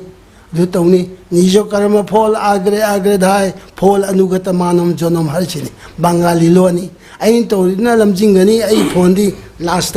char kani hai yam phajai ko jam takpi ji na sana sa dun ju khangmu na sa na khang ne honap ta ba sang na honau hai bani du bu ko jati ken lak chen ning me je khang na bu honau hai ba ji de da khangmu ya da su le di myoi bani na khang na bu honau hai bi ro oza sing di senga sa chari tawudabu khang na bu honau hai bi da khang bu ya da ba matang sida kari lak sa ge da ja ngasai gi contemporary ga ngasai gi conservative factor ga progressive factor ga gi hana gi ngak na ya da ngak ta ba ya da ba leibu sing du ga matam ji gi olak pa da sa ta ba bhabok sing na kari demand tauri ba na tra ga bhabok na kari pami ba na tra ga hoji gi matam gi na hawai gi bhabok sing du di ka thok pani na munna taram ba gi na tra ga na sankirtan gi mam da thijan ba gi adum ba leiram ba du ga hojik leiri ba mong si de da na bhabok na kayam son ba khoi gi sankirton tauri ba kangbu na kayam son ba ha ba na sing ba si de da guru sing gi wakhalon da oja hoi ngasai phongdok bi si ni hai ba yai ya de ha ba du da ni phongdok matang hide kaino ma contrast ma leibagum ba ma leibaji matang za kai thambini ja ngasai na haje ki beduni manipur ki culture ki manung da sang ki batin ai koi na form nei na lei ji lai bi issue di cultural issue ne ai koi ki mindset ai koi na ba people sing si ki kok ma koi na kari khali ge heduni culture ki issue la ka tris ngasai ki isai du tamu ye koi na maning da chong ge bhabok tu di thudok na ba khalu de maning da ma ku tha ga ta chong ma khar su yauri ahal man sing marum da aduni moine yabaduni tawrise adna si yamna samna harabada matamada koi ge paisa lakpadagi izat mangna gi bai wari su leiramni hoji laiba koina uribsi kaino ba koin di khangdraba manipuri praja sing sia si yengura gi kai bam yawai maram di koi se supang bore habs maram di ai koina culture su khangdre kala su khangdre nungai ba du kai su khangdre aduda masda haininga isi kaino bo ai koina ugiba cinema da ka di uba achumba di udaba uji laiba culture se kothe culture le ta ok to singi moigi makonda jagoi isei tawraga paisa nung sa pangtha tharaga pangchong chong bagi culture mai koina nakuina na koido humjala isi khangna tawribra natraga khangna tawribra haise khangadabni maramdi makoi gi ma koina uriba mi yeng se uriba sem koi isei sak poina udre koina koi pop a koi gi pop ta mapan gi club ta kari da jagoi saba dong ure suma da gi mete gi bije ka sel ga sandon khara ten ba du mangai re ado angang sing du dai koi ka su haning de makoi gi ahalaman sing makoi tambiri ba gurujan sing aduna makoi bu kari na paisa khara gi damakta asuma thado pi bra hai base wahang ama hangi masina sum koi na khang da bagi wani asigi mindset na sum chathara akanda angang lon hanagi halon di bhakti marga culture siam pasan tin ngak tan satmani howji ga no education la akan sida westernization amsung globalization la akan sida asigi mindset marak asida adu man ba culture am sangsal leidun sankirtan gi wafam temasi mapan gi man ba culture ma ekoi gi phije chetlaga ekoi gi marak changak pa asi se ai yam senga thamoi senga honestly hairada lon khatang yan ba gi di chebina ba leiba aduga lon da kitang like thaidok thaijin da boduna nganga asigumba yam sathiraba westernization de sathiraba kothe gum culture na manipur culture je solk matam ngang bi na am ta lekta ba ise laibak thibani aikoina oja sing da kramain tainaroni 오자싱이디 마사 ngaktani masana soibaisa dum nungsidna yengbigani adu yengadoribati hojiki mirol laiba naharol singna ꯑꯩꯈꯣꯏꯒꯤ ꯍꯥꯟꯅꯒꯤ ꯂꯩꯔꯤꯕ ꯑꯔꯤꯕ ꯄꯔꯝꯄꯔꯥꯁꯦ ꯑꯃꯨꯛꯇꯪ ꯍꯪꯒꯠꯅ ꯌꯦꯡꯕ ꯑꯃ ꯆꯪꯏ ꯅꯠꯇ꯭ꯔꯒꯗꯤ ꯌꯥꯔꯣꯏ ꯃꯔꯝꯗꯤ ꯍꯧꯖꯤꯛ ꯃꯅꯤꯄꯨꯔ ꯌꯨꯅꯤꯚꯔꯁꯤꯇꯤ ꯑꯣꯐ ꯀꯜꯆꯔ ꯂꯥꯛꯑꯦ ꯇꯝꯕꯤꯅꯕ ꯑꯣꯖꯥꯁꯤꯡꯁꯦ ꯌꯥꯝꯅ ꯋꯥꯠꯂꯦ ꯑꯩꯃꯛ ꯃꯇꯝ ꯃꯇꯝꯒꯤ ꯑꯣꯏꯅ ꯍꯧꯖꯤꯛꯁꯤ ꯐꯦꯀꯜꯇꯤ ꯑꯣꯏꯅ ꯆꯠꯄ ꯃꯇꯝꯗ ꯃ꯭ꯌꯨꯖꯤꯛꯀꯤ ꯂꯝꯁꯤꯗ ꯇꯣꯉꯥꯟ ꯇꯣꯉꯥꯟꯕ ꯀꯦꯇꯦꯒꯣꯔꯤ ꯇꯝꯕꯁꯤꯗ ꯃꯈꯣꯏꯗ ꯑꯦꯀꯥꯗꯃꯤꯛ ꯑꯦꯅꯥꯂꯥꯏꯁꯤꯁ ꯇꯧꯕꯤꯅꯕ ꯃꯤꯑꯣꯏ ꯑꯃꯠꯇ ꯂꯩꯇꯦ ꯁꯤꯗꯒꯤ ꯍꯦꯟꯅ ꯂꯨꯕ ꯀꯦꯟꯗꯝꯁꯦ ꯑꯩꯈꯣꯏ ꯂꯩꯇꯦ ꯑꯩ ꯂꯥꯏꯔꯤꯛ ꯍꯩꯒꯗꯕ ꯑꯩꯅ ꯀꯣꯏꯆꯦꯟ ꯆꯦꯟꯅ ꯀꯣꯏꯄꯥ ꯄꯥꯔꯦꯒ ꯑꯉꯥꯡꯁꯤꯡꯗꯨꯗ ꯁꯥꯏꯟꯇꯤꯐꯤꯛ ꯑꯣꯏꯕ ꯅꯣꯂꯦꯖꯁꯦ ꯄꯤꯅꯕ ꯍꯣꯠꯅꯔꯤ ꯃꯁꯤꯒꯤꯗꯩꯗ ꯏꯁꯩ ꯁꯛꯄ ꯀꯌꯥ ꯑꯃ ꯌꯥꯎꯔꯤ ꯃꯈꯣꯏꯁꯤꯡ ꯑꯗꯣ ꯑꯩꯈꯣꯏꯒ ꯏꯟꯇꯔꯦꯛ ꯇꯧꯅꯕ ꯃꯇꯝꯗꯗꯤ ngasi ngarangi class khara sida tha amagi manung sida makoi da as oza koi simak discussion to yaw kare private ona koi gi kana natana class natana aduda makoi masi mina sum tong na rabani na haiba pot am lai wana sum tong na nei su tong ni haiba pot am lai maram kan na sai paisa ku tha lagta isei di ta dre hujikti paisa ka yam tage dum sakre adu horen lora kan paisa ta drang ni yumbu ga khana bo yaw re sina singba mayam thole usigi yamna khudong thiningai bam phamni hujikti khoi sankirtan di sumang mangwa maramdi govinda leiri mandap singh leiri adi vaishnab singh leiri lai use sankirtan gi bafam sunate masi tawriba ngasi khoina urib sankirtan gi mari sung lemde leinei yana kanbe wani aduda pung yebi rebe bungo sing dasu ai pungning nungsi maramdi soidra makoi oja singa loina birongani adu pesa karige da makta nupi masa wakan ta da bakaraga asumna angau pai dong ulak taraga de mapani mi singna khoi yeng matam dudi chujak ka bok han ugani tan saba ya ba chujak ti kon ugani aduna asi hana sakhi kani mapan da viral loina khoi gi lu graba dudi kana na si yeng pi roi man tak tringai khangoi dor mina lu dudi asida khoi na popular culture sida yam ne hana khoi na music ki tam da popular culture se yam sathi graba sakti mane madi na ha so han so loina ta ba ya bani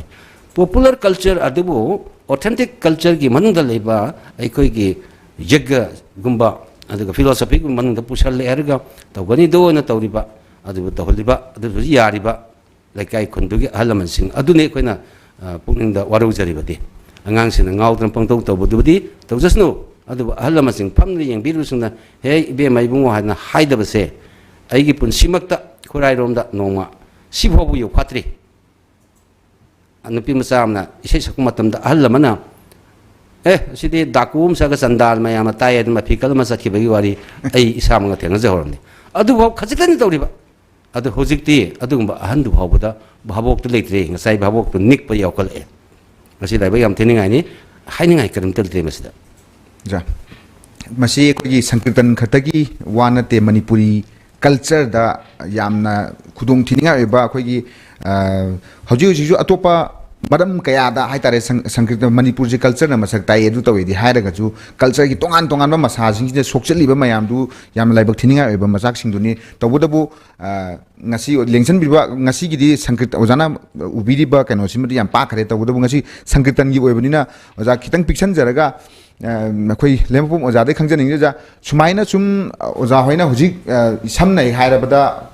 sankirtan gi oina di khoi jaina haiba ji loinam indaba yadabigi adugi power dani oja lebidi je aduna si matang ji da kai yum khara yamna maru sengna hairabada khoi gi isa ji nushina haibada warakpada yaraktabadagi fuba chai bataraga warakpa natraga masi sanaba mioi bigi dharma oina sanaba ngatani khoi jana kai yum khara di hairam daba yade haita di kari haibi ge de ga aduni tabna khoi gi gyan taba marakta thiemaru nataba isa da angau bo yauraga di kai do bo yai habidugi adugi keno tani mayam na pamisina ja do yam bajagar wane do ai di tambir ba guru do adu yam maru oi arege koi si shanti oina leige ai si thakshi khasi khange hardi sankirtan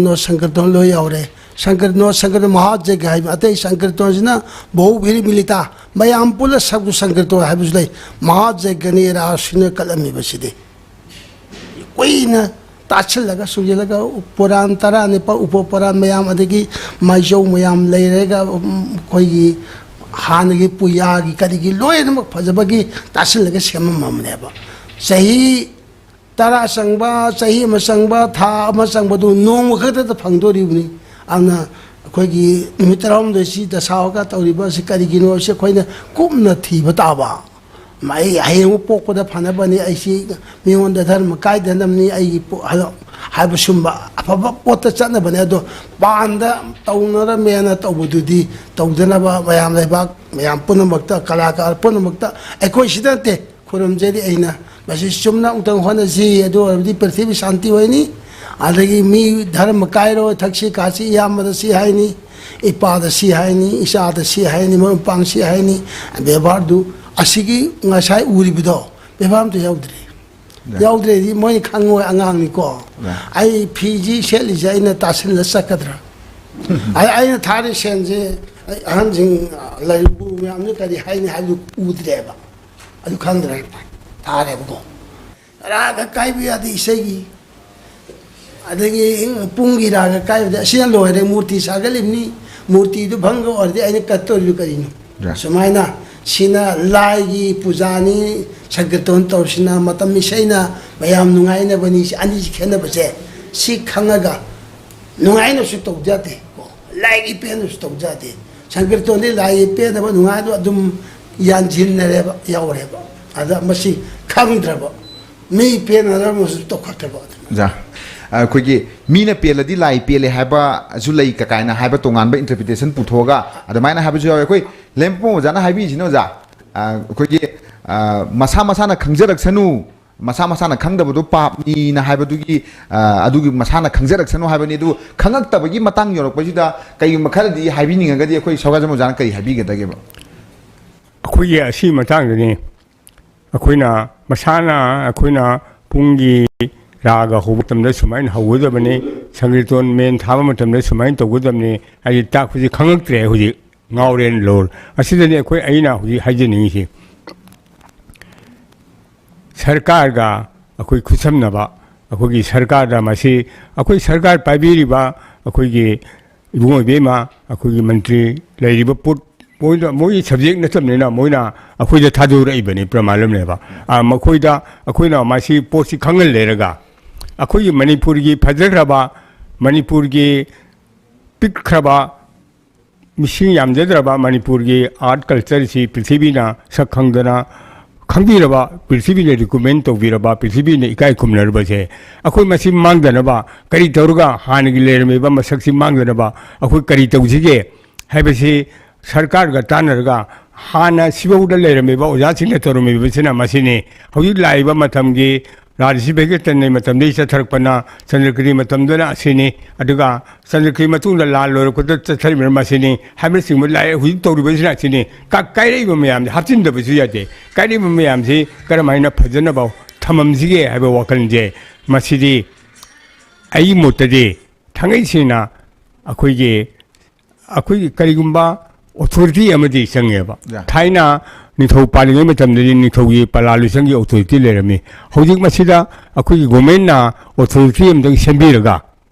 ꯑꯣꯖꯥꯁꯤꯡ ꯈꯔ ꯇꯧꯔꯒ ꯃꯈꯣꯏꯒ ꯇꯥꯟꯅꯔꯒ ꯑꯣꯖꯥꯁꯤꯡ ꯇꯧꯔꯒ ꯁꯦꯝꯕꯤꯔꯒ ꯃꯁꯤꯒꯤ ꯌꯥꯕ ꯌꯥꯗꯕꯁꯦ ꯍꯦꯜꯂꯛꯄꯗꯨꯗꯤ ꯁꯔꯀꯥꯔꯒꯤ ꯃꯇꯦꯡꯒ ꯂꯣꯏꯅꯅ ꯃꯁꯤ ꯑꯣꯖꯥ ꯒꯨꯔꯨꯅ ꯌꯥꯗꯦ ꯃꯁꯤ ꯇꯧꯕ ꯌꯥꯗꯦ ꯍꯥꯏꯕꯁꯤ ꯃꯈꯣꯏꯗ ꯑꯩꯈꯣꯏꯅ ꯈꯔ ꯃꯈꯣꯏ ꯑꯦꯗꯚꯥꯏꯁ ꯇꯧꯍꯜꯂꯦꯔꯒ ꯑꯩꯈꯣꯏꯅ ꯃꯁꯤ ꯊꯥꯏꯅꯒꯤ ꯂꯩꯔꯝꯃꯤꯕ ꯃꯅꯤꯄꯨꯔꯤ ꯐꯖꯈ꯭ꯔꯕ ꯃꯁꯛ ꯃꯅꯤꯄꯨꯔꯒꯤ ꯄ꯭ꯔꯤꯊꯤꯕꯤꯅ ꯏꯀꯥꯏ ꯈꯨꯝꯅꯕ ꯑꯩꯈꯣꯏꯒꯤ ꯔꯦꯀꯣꯔꯗ ꯐꯖꯈ꯭ꯔꯕ ꯁꯪꯀꯤꯔꯇꯟꯒꯤ ꯃꯁꯛꯁꯦ ꯃꯁꯤ ꯃꯥꯡꯗꯅꯕ ꯑꯩꯈꯣꯏ ꯁꯔꯀꯥꯔꯒ ꯂꯩꯔꯤꯕ ꯑꯣꯖꯥ ꯒꯨꯔꯨꯁꯤꯡꯒ ꯄꯨꯟꯁꯤꯜꯂꯒ ꯃꯁꯤ ꯇꯥꯟꯅꯗꯅ ꯃꯁꯤ ꯐꯖꯅ ꯊꯝꯕ ꯍꯥꯏꯁꯦ ꯃꯁꯤ ꯇꯉꯥꯏ ꯐꯗꯦ ꯍꯥꯏꯕꯁꯤ ꯑꯩ ꯍꯥꯏꯖꯅꯤꯡꯉꯤ ꯍꯥꯏꯗꯤ ꯁꯪꯀꯤꯔꯇꯟ ꯑꯁꯤ ꯌꯨꯅꯦꯁꯀꯣꯅ ꯃꯁꯛ ꯈꯪꯉꯕ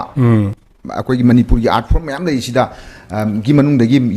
ꯌꯨꯅꯦꯁꯀꯣꯅ ꯃꯁꯛ ꯈꯪꯉꯕ ꯑꯗꯨꯝꯕ ꯑꯥꯔꯠ ꯐꯣꯔꯝꯅꯤ ꯃꯁꯤ ꯃꯇꯥꯡꯁꯤꯗꯩꯗ ꯀꯟꯕꯒꯤ ꯅꯠꯇ꯭ꯔꯒꯅ ꯀꯟꯗꯕꯒꯤ ꯅꯠꯇ꯭ꯔꯒꯅ ꯃꯥꯒꯤ ꯐꯤꯕꯝ ꯈꯔ ꯐꯅꯕ ꯍꯣꯠꯅꯕꯁꯤ ꯁꯔꯀꯥꯔꯅ ꯍꯥꯏꯕꯅꯤ ꯑꯩꯈꯣꯏꯅꯗꯤ ꯁꯔꯀꯥꯔꯒ ꯑꯩꯈꯣꯏꯒ ꯇꯥꯟꯅꯔꯒ ꯁꯔꯀꯥꯔꯅ ꯇꯥꯟꯅꯔꯒ ꯃꯈꯣꯏꯅ ꯇꯥꯟꯅꯔꯒ ꯑꯩꯈꯣꯏꯅ ꯍꯥꯏꯔꯨꯔꯕ ꯄ꯭ꯔꯃꯥꯟ ꯑꯉꯥꯡ ꯂꯧꯔꯛꯇ꯭ꯔꯦ ꯄ꯭ꯔꯃꯥꯟ ꯂꯧꯔꯛꯇ꯭ꯔꯕꯗ ꯁꯔꯀꯥꯔꯒ ꯇꯥꯟꯅꯔꯕꯗꯤ ꯁꯔꯀꯥꯔꯅ ꯃꯁꯤ ꯃꯌꯥꯝ ꯑꯣꯊꯣꯔꯤꯇꯤ ꯑꯃꯅ ꯁꯔꯀꯥꯔꯅ ꯃꯁꯤ ꯆꯠꯄ ꯌꯥꯗꯦ ꯃꯁꯤ ꯊꯥꯏꯅ ꯂꯩꯔꯝꯃꯤꯕ ꯄꯣꯠꯁꯤ ꯃꯥꯡꯍꯟꯕ ꯌꯥꯗꯦ ꯅꯈꯣꯏꯅ ꯉꯁꯤ ꯇꯧꯔꯤꯁꯤ ꯇꯧꯕ ꯌꯥꯗꯦ ꯉꯁꯤ ꯆꯣꯡꯕ ꯍꯦꯟꯅ ꯆꯣꯡꯕ ꯍꯥꯏꯕ ꯇꯥꯔꯦ ꯆꯣꯡꯕꯁꯤ ꯆꯣꯡꯒꯗꯕꯅꯤ ꯚꯛꯇꯤ ꯌꯥꯎꯅ ꯆꯣꯡꯉꯛꯇꯕ इसे सकदबनी लाउगदबनी क्लासिकल लोरकदबनी क्लासिकल वामद लोरकपा हिंदुस्तानी लोरकदबनी हिंदुस्तानी लोफम दुदे हिंदोकना लोरकपा प्रमा सिगुमा मागी मी पेन बाइसे मी थबक आइसे केनदा अखोगे दलाल म सागतपदि मतम चंगे दलाल म गुंगुं किनबनि यंगनि थुगाइरकपदि यंगनिंबगुम तो अम थोले बाउजी अखाइबनि यंगनिंबगुम माने जे यामना अमरोमदा जाम फजब वाफम नु जान ताकपि जे अमरोमदा पुनिंग नुसीबदुम फावे हाइजब तारे खैगे लेंसन बिबा खो जाजिंग अखोइनदि थबुने ना खंजरिबनि थबु हाइबदि जाजिंगना न संकीर्तनगिदि जाजिंगना हाइबदु कैनोने ना लेदिबने दु जाजिंगना भौदा ngang batarak train haibigi ama leibana thamoi songna khojana hujiki lengak ta karida haiba yamna khoigi ha haidaba yadaba moina khoigi adumbagi phibam amada ojanya haibada chattabagi phibam haigadra chatbabu haigadra leiba phibam ji kai mama nungnang ba phibam ama leibisida kari tawragadi ja hanjingsina chumna chacharamba poram ji kai kana duga hanjingsina pambasi implement tawda khoi chanahan bada ja kari tawragadi yani khoja thambiyo ja hojikti education ki jugni maramaduna manipur university of culture sulai masida aikoina intense kana sengi micro level research working yam kupna chathaba changi phana hai sabane popular oiba government amadadi aikoina hairiba wase tangkhai ma taroi maramde democracy ga autocracy ga khenaba yam lei aikoi gi leader amana hairabasu leader amana yadaba matam ne hujikse aduga leader dana phana haijaraga su praja aduna yadraga di yadaba matam ne hujikse freedom of speech seiba ai de ning tamba lejaba adugumagi sida ikoina academic study gi like yam haibagi gyan yam tabagi yamna maru oiba ma lakpa ada mass education gi maru oiba lakpa aikoi silari heitabana masing ji yambanina aikoina haiba wasing si na thairaga jatpagi posi lakpa maramda hojik university gi role yam chawi aduga hojik aikoina phana haidun so art culture khangde state kala academy khangde aduga leiriba sarkar khangde puthangamba pot sungoi oiroi masigi asengba solution haibu manipur university of culture se yama powerful ba kanomo henba institution ama henba adu makhan khuding maki art form sing ama sing aduga leinariba culture ga mari leinarib sing ase yama kupna thijandana nownu laiba angang singda apapa makhan gi education piba through culture madul abatada matam sangaba su sangna aikoina apapa mage amda porpungam gani haibasi hojik paibiriba sarkar paibiriba singdasu aduga leipaki phanaba khanbiriba halaman sing lailers hairiba miyo singdasu aina afam se thamningi adubo yam lubriba amana aikoina tungda lakada badugi koi gi problem thidana policy tawdun leiba haibda matam yam sangba pone matanga sidane aikoina anaba ngase kwap sem gre cultural council sem gre makoi kadong lerige khajik to orsu kholaw ma lawa sangi media na ngasi local iba smaina makoi lokun thoi mami tv gumba media singna sigi issue se local aga char organization sinda duna issue sing si local tawi maram si ekoi hangningai orako matam di ore maram aduna ekoina grassroots level degi su sarkar ngai dana ekoi masen chungsan na bagi matang sida ngasigi mami tv na lobi riba smaina media iba sempung kudimak loin yobonina radio khangde television khangde laiba nungtigi issue sida line amatorsu culture gi maramda yawba ayuk nungdang da karigumba phaja wahi wata khara isai gi numai ga mari leinaba culture ga mari lam haibadi miwe begi mitta nada sum pressure pin sum ta na leragadi thamoi do hongai hoji hongai ba mo hong se ikoida sum haijal la podun hongi ba masak tune hoji laiba sesak musuk to hongai ise ba am ta hau tun hongi ba aikoi si karai drom ka chakhiba adna sai aikoi da sum ningsang hanar khabar da karida degi electronic media da koi gi mindset sida koi gi adusu yengaga matam degi sahi gi age gi yengaga lai sum tami bangang singda ahlaman singda adamar marta koi gi gyan gi wa yawa sing ase kana gumba kobiri herga dharma gi maramda maitai gi inat gi oiro adu hindu gi oiro marakta koi gi chumna lari thi haiba nataba academic analysis tawna minute manga tra do orsu matam pp na culture maramda ngang bagi matam se media gi role yam chawi haiba sima thamsake thakachari ja yamna ꯍꯧꯖꯤꯛꯀꯤ ꯃꯇꯝꯁꯤꯒ ꯌꯥꯝꯅ ꯇꯉꯥꯏ ꯐꯗꯅ ꯇꯧꯗꯕ ꯌꯥꯗ꯭ꯔꯕ ꯍꯥꯏꯗꯤ ꯇꯉꯥꯏ ꯐꯗꯅ ꯑꯣꯏꯐꯝ ꯊꯣꯛꯄꯗꯨꯅ ꯑꯣꯖꯥ ꯂꯥꯜꯂꯦ ꯍꯥꯏꯕꯁꯨ ꯉꯝꯗꯕ ꯆꯨꯝꯃꯦ ꯍꯥꯏꯕꯁꯨ ꯉꯝꯗꯕ ꯑꯗꯨꯒꯨꯝꯕ ꯐꯤꯕꯝ ꯑꯃꯗ ꯑꯩꯈꯣꯏ ꯃꯌꯥꯝꯁꯤ ꯂꯩꯔꯦ ꯑꯗꯣ ꯃꯁꯤꯗꯤ ꯀꯗꯥꯏꯗ ꯁꯥꯈꯤ ꯑꯣꯏꯈꯤꯕ ꯑꯩꯈꯣꯏ ꯂꯦꯡꯁꯟꯕꯤꯕ ꯑꯣꯖꯥ ꯑꯅꯤ ꯐꯥꯎꯗ ꯑꯣꯖꯥꯅ ꯊꯃꯣꯏꯗꯗꯤ ꯑꯣꯖꯥ ꯍꯥꯏꯅ ꯉꯥꯡꯊꯣꯔꯛꯄꯁꯤꯗ ꯊꯃꯣꯏꯗ ꯀꯗꯥꯏ ꯌꯧꯅ ꯑꯣꯖꯥꯁꯤꯡꯒꯤ ꯊꯃꯣꯏꯗ ꯅꯥꯔꯕꯒꯦ ꯀꯗꯥꯏ ꯌꯧꯅ ꯑꯣꯖꯥꯁꯤꯡꯒꯤ ꯊꯃꯣꯏ ꯁꯣꯛꯑꯕꯒꯦ ꯍꯥꯏꯕꯗꯨ ꯃꯌꯥꯝꯅ ꯑꯗꯨꯝ ꯌꯦꯡꯕꯤꯔꯤꯕ ꯑꯩꯈꯣꯏꯗꯒꯤ ꯑꯩꯈꯣꯏ ꯃꯌꯥꯝ ꯄꯨꯝꯅꯃꯛꯅ ꯑꯗꯨꯝ ꯈꯪꯅꯔꯕ ꯉꯥꯛꯇꯅꯤ ꯑꯣꯖꯥ ꯑꯗ ꯊꯃꯣꯏ ꯁꯣꯛꯑꯁꯨ ꯁꯣꯛꯅ ꯑꯩꯈꯣꯏꯒꯤ ꯍꯤꯔꯝꯁꯤꯅ ꯑꯗꯨꯒ ꯑꯩꯈꯣꯏꯒꯤ ꯁꯪꯀꯤꯔꯇꯟꯒꯤ ꯑꯩꯈꯣꯏꯒꯤ ꯁꯪꯀꯤꯔꯇꯟꯕꯨ ꯅꯨꯡꯁꯤꯕ ꯁꯪꯀꯤꯔꯇꯟꯒꯤ ꯒꯨꯔꯨ ꯉꯥꯛꯇ ꯑꯣꯏꯕꯅ ꯀꯟꯅꯗꯤ ꯍꯥꯏꯕꯗꯤ ꯉꯝꯖꯗ ꯑꯗꯨꯒ ꯊꯃꯣꯏꯗ ꯑꯣꯖꯥꯁꯤꯡꯅ ꯐꯥꯎꯔꯤꯕ ꯁꯤꯒꯨꯝꯕ ꯑꯣꯖꯥꯒꯤ ꯆꯩꯅꯥꯈꯣꯜꯁꯤ ꯑꯣꯖꯥ ꯀꯅꯥꯗ ꯀꯃꯥꯏꯅ ꯍꯥꯏꯔꯒꯗꯤ ꯌꯧꯍꯟꯕ ꯌꯥꯒꯗꯒꯦ ꯑꯣꯖꯥꯁꯤ ꯑꯁꯤꯗꯤ ꯑꯩꯅ ꯈꯟꯖꯕꯗ ꯁꯥꯙꯨꯁꯤꯡꯅ ꯀꯅꯥꯗꯁꯨ ꯀ꯭ꯂꯦꯝ ꯇꯧꯗꯦ ꯑꯗꯨꯒ ꯂꯥꯏꯅꯥ ꯍꯥꯏꯕꯁꯤ ꯏꯁꯥꯅ ꯌꯦꯡꯕꯗꯨꯅ ꯕꯦꯁꯅꯤ ꯗꯥꯛꯇꯔ ꯀꯧꯕ ꯍꯥꯏꯕꯗꯨ ꯄꯩꯁꯥꯁꯨ ꯇꯤꯡꯉꯤ ꯑꯗꯨꯒ ꯑꯅꯥꯕꯁꯨ ꯐꯕ ꯉꯝꯗꯦ ꯑꯗꯨꯅ ꯁꯥꯙꯨꯁꯤꯡꯒꯤꯗꯤ ꯁꯪꯁꯥꯔꯗ ꯂꯥꯛꯏꯕꯁꯦ ꯚꯒꯋꯥꯟ ꯃꯥꯅ ꯁꯤꯟꯕ ꯉꯥꯛꯇꯅꯤ ꯍꯥꯏꯅ ꯄꯦꯟꯊꯣꯛꯇꯨꯅ ꯂꯩꯕꯤꯒꯅꯤ ꯑꯗꯨꯕꯨ ꯑꯩꯈꯣꯏ ꯍꯧꯖꯤꯛ ꯂꯩꯕ ꯃꯣꯗꯔꯟ ꯁꯣꯁꯥꯏꯇꯤꯗ ꯂꯩꯔꯤꯕꯗꯤ ꯑꯗꯨꯝꯅ ꯄꯦꯟꯊꯣꯛꯄ ꯉꯝꯗꯦ ꯃꯔꯝ ꯑꯗꯨꯅ ꯑꯩꯈꯣꯏꯗꯤ ꯃꯣꯗꯔꯟ ꯁꯣꯁꯥꯏꯇꯤꯗ ꯍꯤꯡꯕꯁꯤꯡꯅ ꯑꯍꯟꯁꯤꯡꯅ ꯊꯝꯕꯤꯔꯤꯕ ꯈꯣꯡꯒꯨꯟꯁꯤꯡ ꯑꯗꯨ ꯑꯩꯈꯣꯏꯅ ꯅꯤꯡꯊꯤꯅ ꯃꯐꯝ ꯀꯗꯥꯏꯗ ꯊꯝꯒꯗꯒꯦ ꯁꯣꯝꯗꯅꯤ ꯑꯩꯈꯣꯏꯅ ꯈꯟꯒꯗꯧꯔꯤꯕꯁꯦ ꯑꯍꯟꯁꯤꯡꯗ ꯍꯧꯖꯤꯛ ꯂꯩꯔꯤꯕ ꯑꯍꯟꯁꯤꯡꯅ ꯑꯩꯈꯣꯏꯁꯦ ꯌꯥꯕꯤꯗ꯭ꯔꯦ ꯑꯣꯖꯥꯁꯤꯡ ꯋꯥ ꯑꯃ ꯍꯥꯏꯕꯤꯌꯨꯗ ꯆꯩꯕꯗ ꯇꯥꯕꯤꯔꯣꯏꯕꯗ ꯍꯥꯏꯔꯨꯔꯒꯗꯤ ꯑꯃꯨꯛ ꯍꯦꯟꯅ ꯏꯖꯠ ꯃꯥꯡꯒꯅꯤ ꯑꯗꯨ ꯁꯔꯨꯛꯄꯨꯗꯤ ꯑꯣꯖꯥꯁꯤꯡꯅ ꯊꯝꯕꯤꯔꯤꯕ ꯃꯐꯝꯁꯦ ꯑꯩꯈꯣꯏꯅ ꯃꯐꯝ ꯆꯥꯅ ꯊꯝꯕ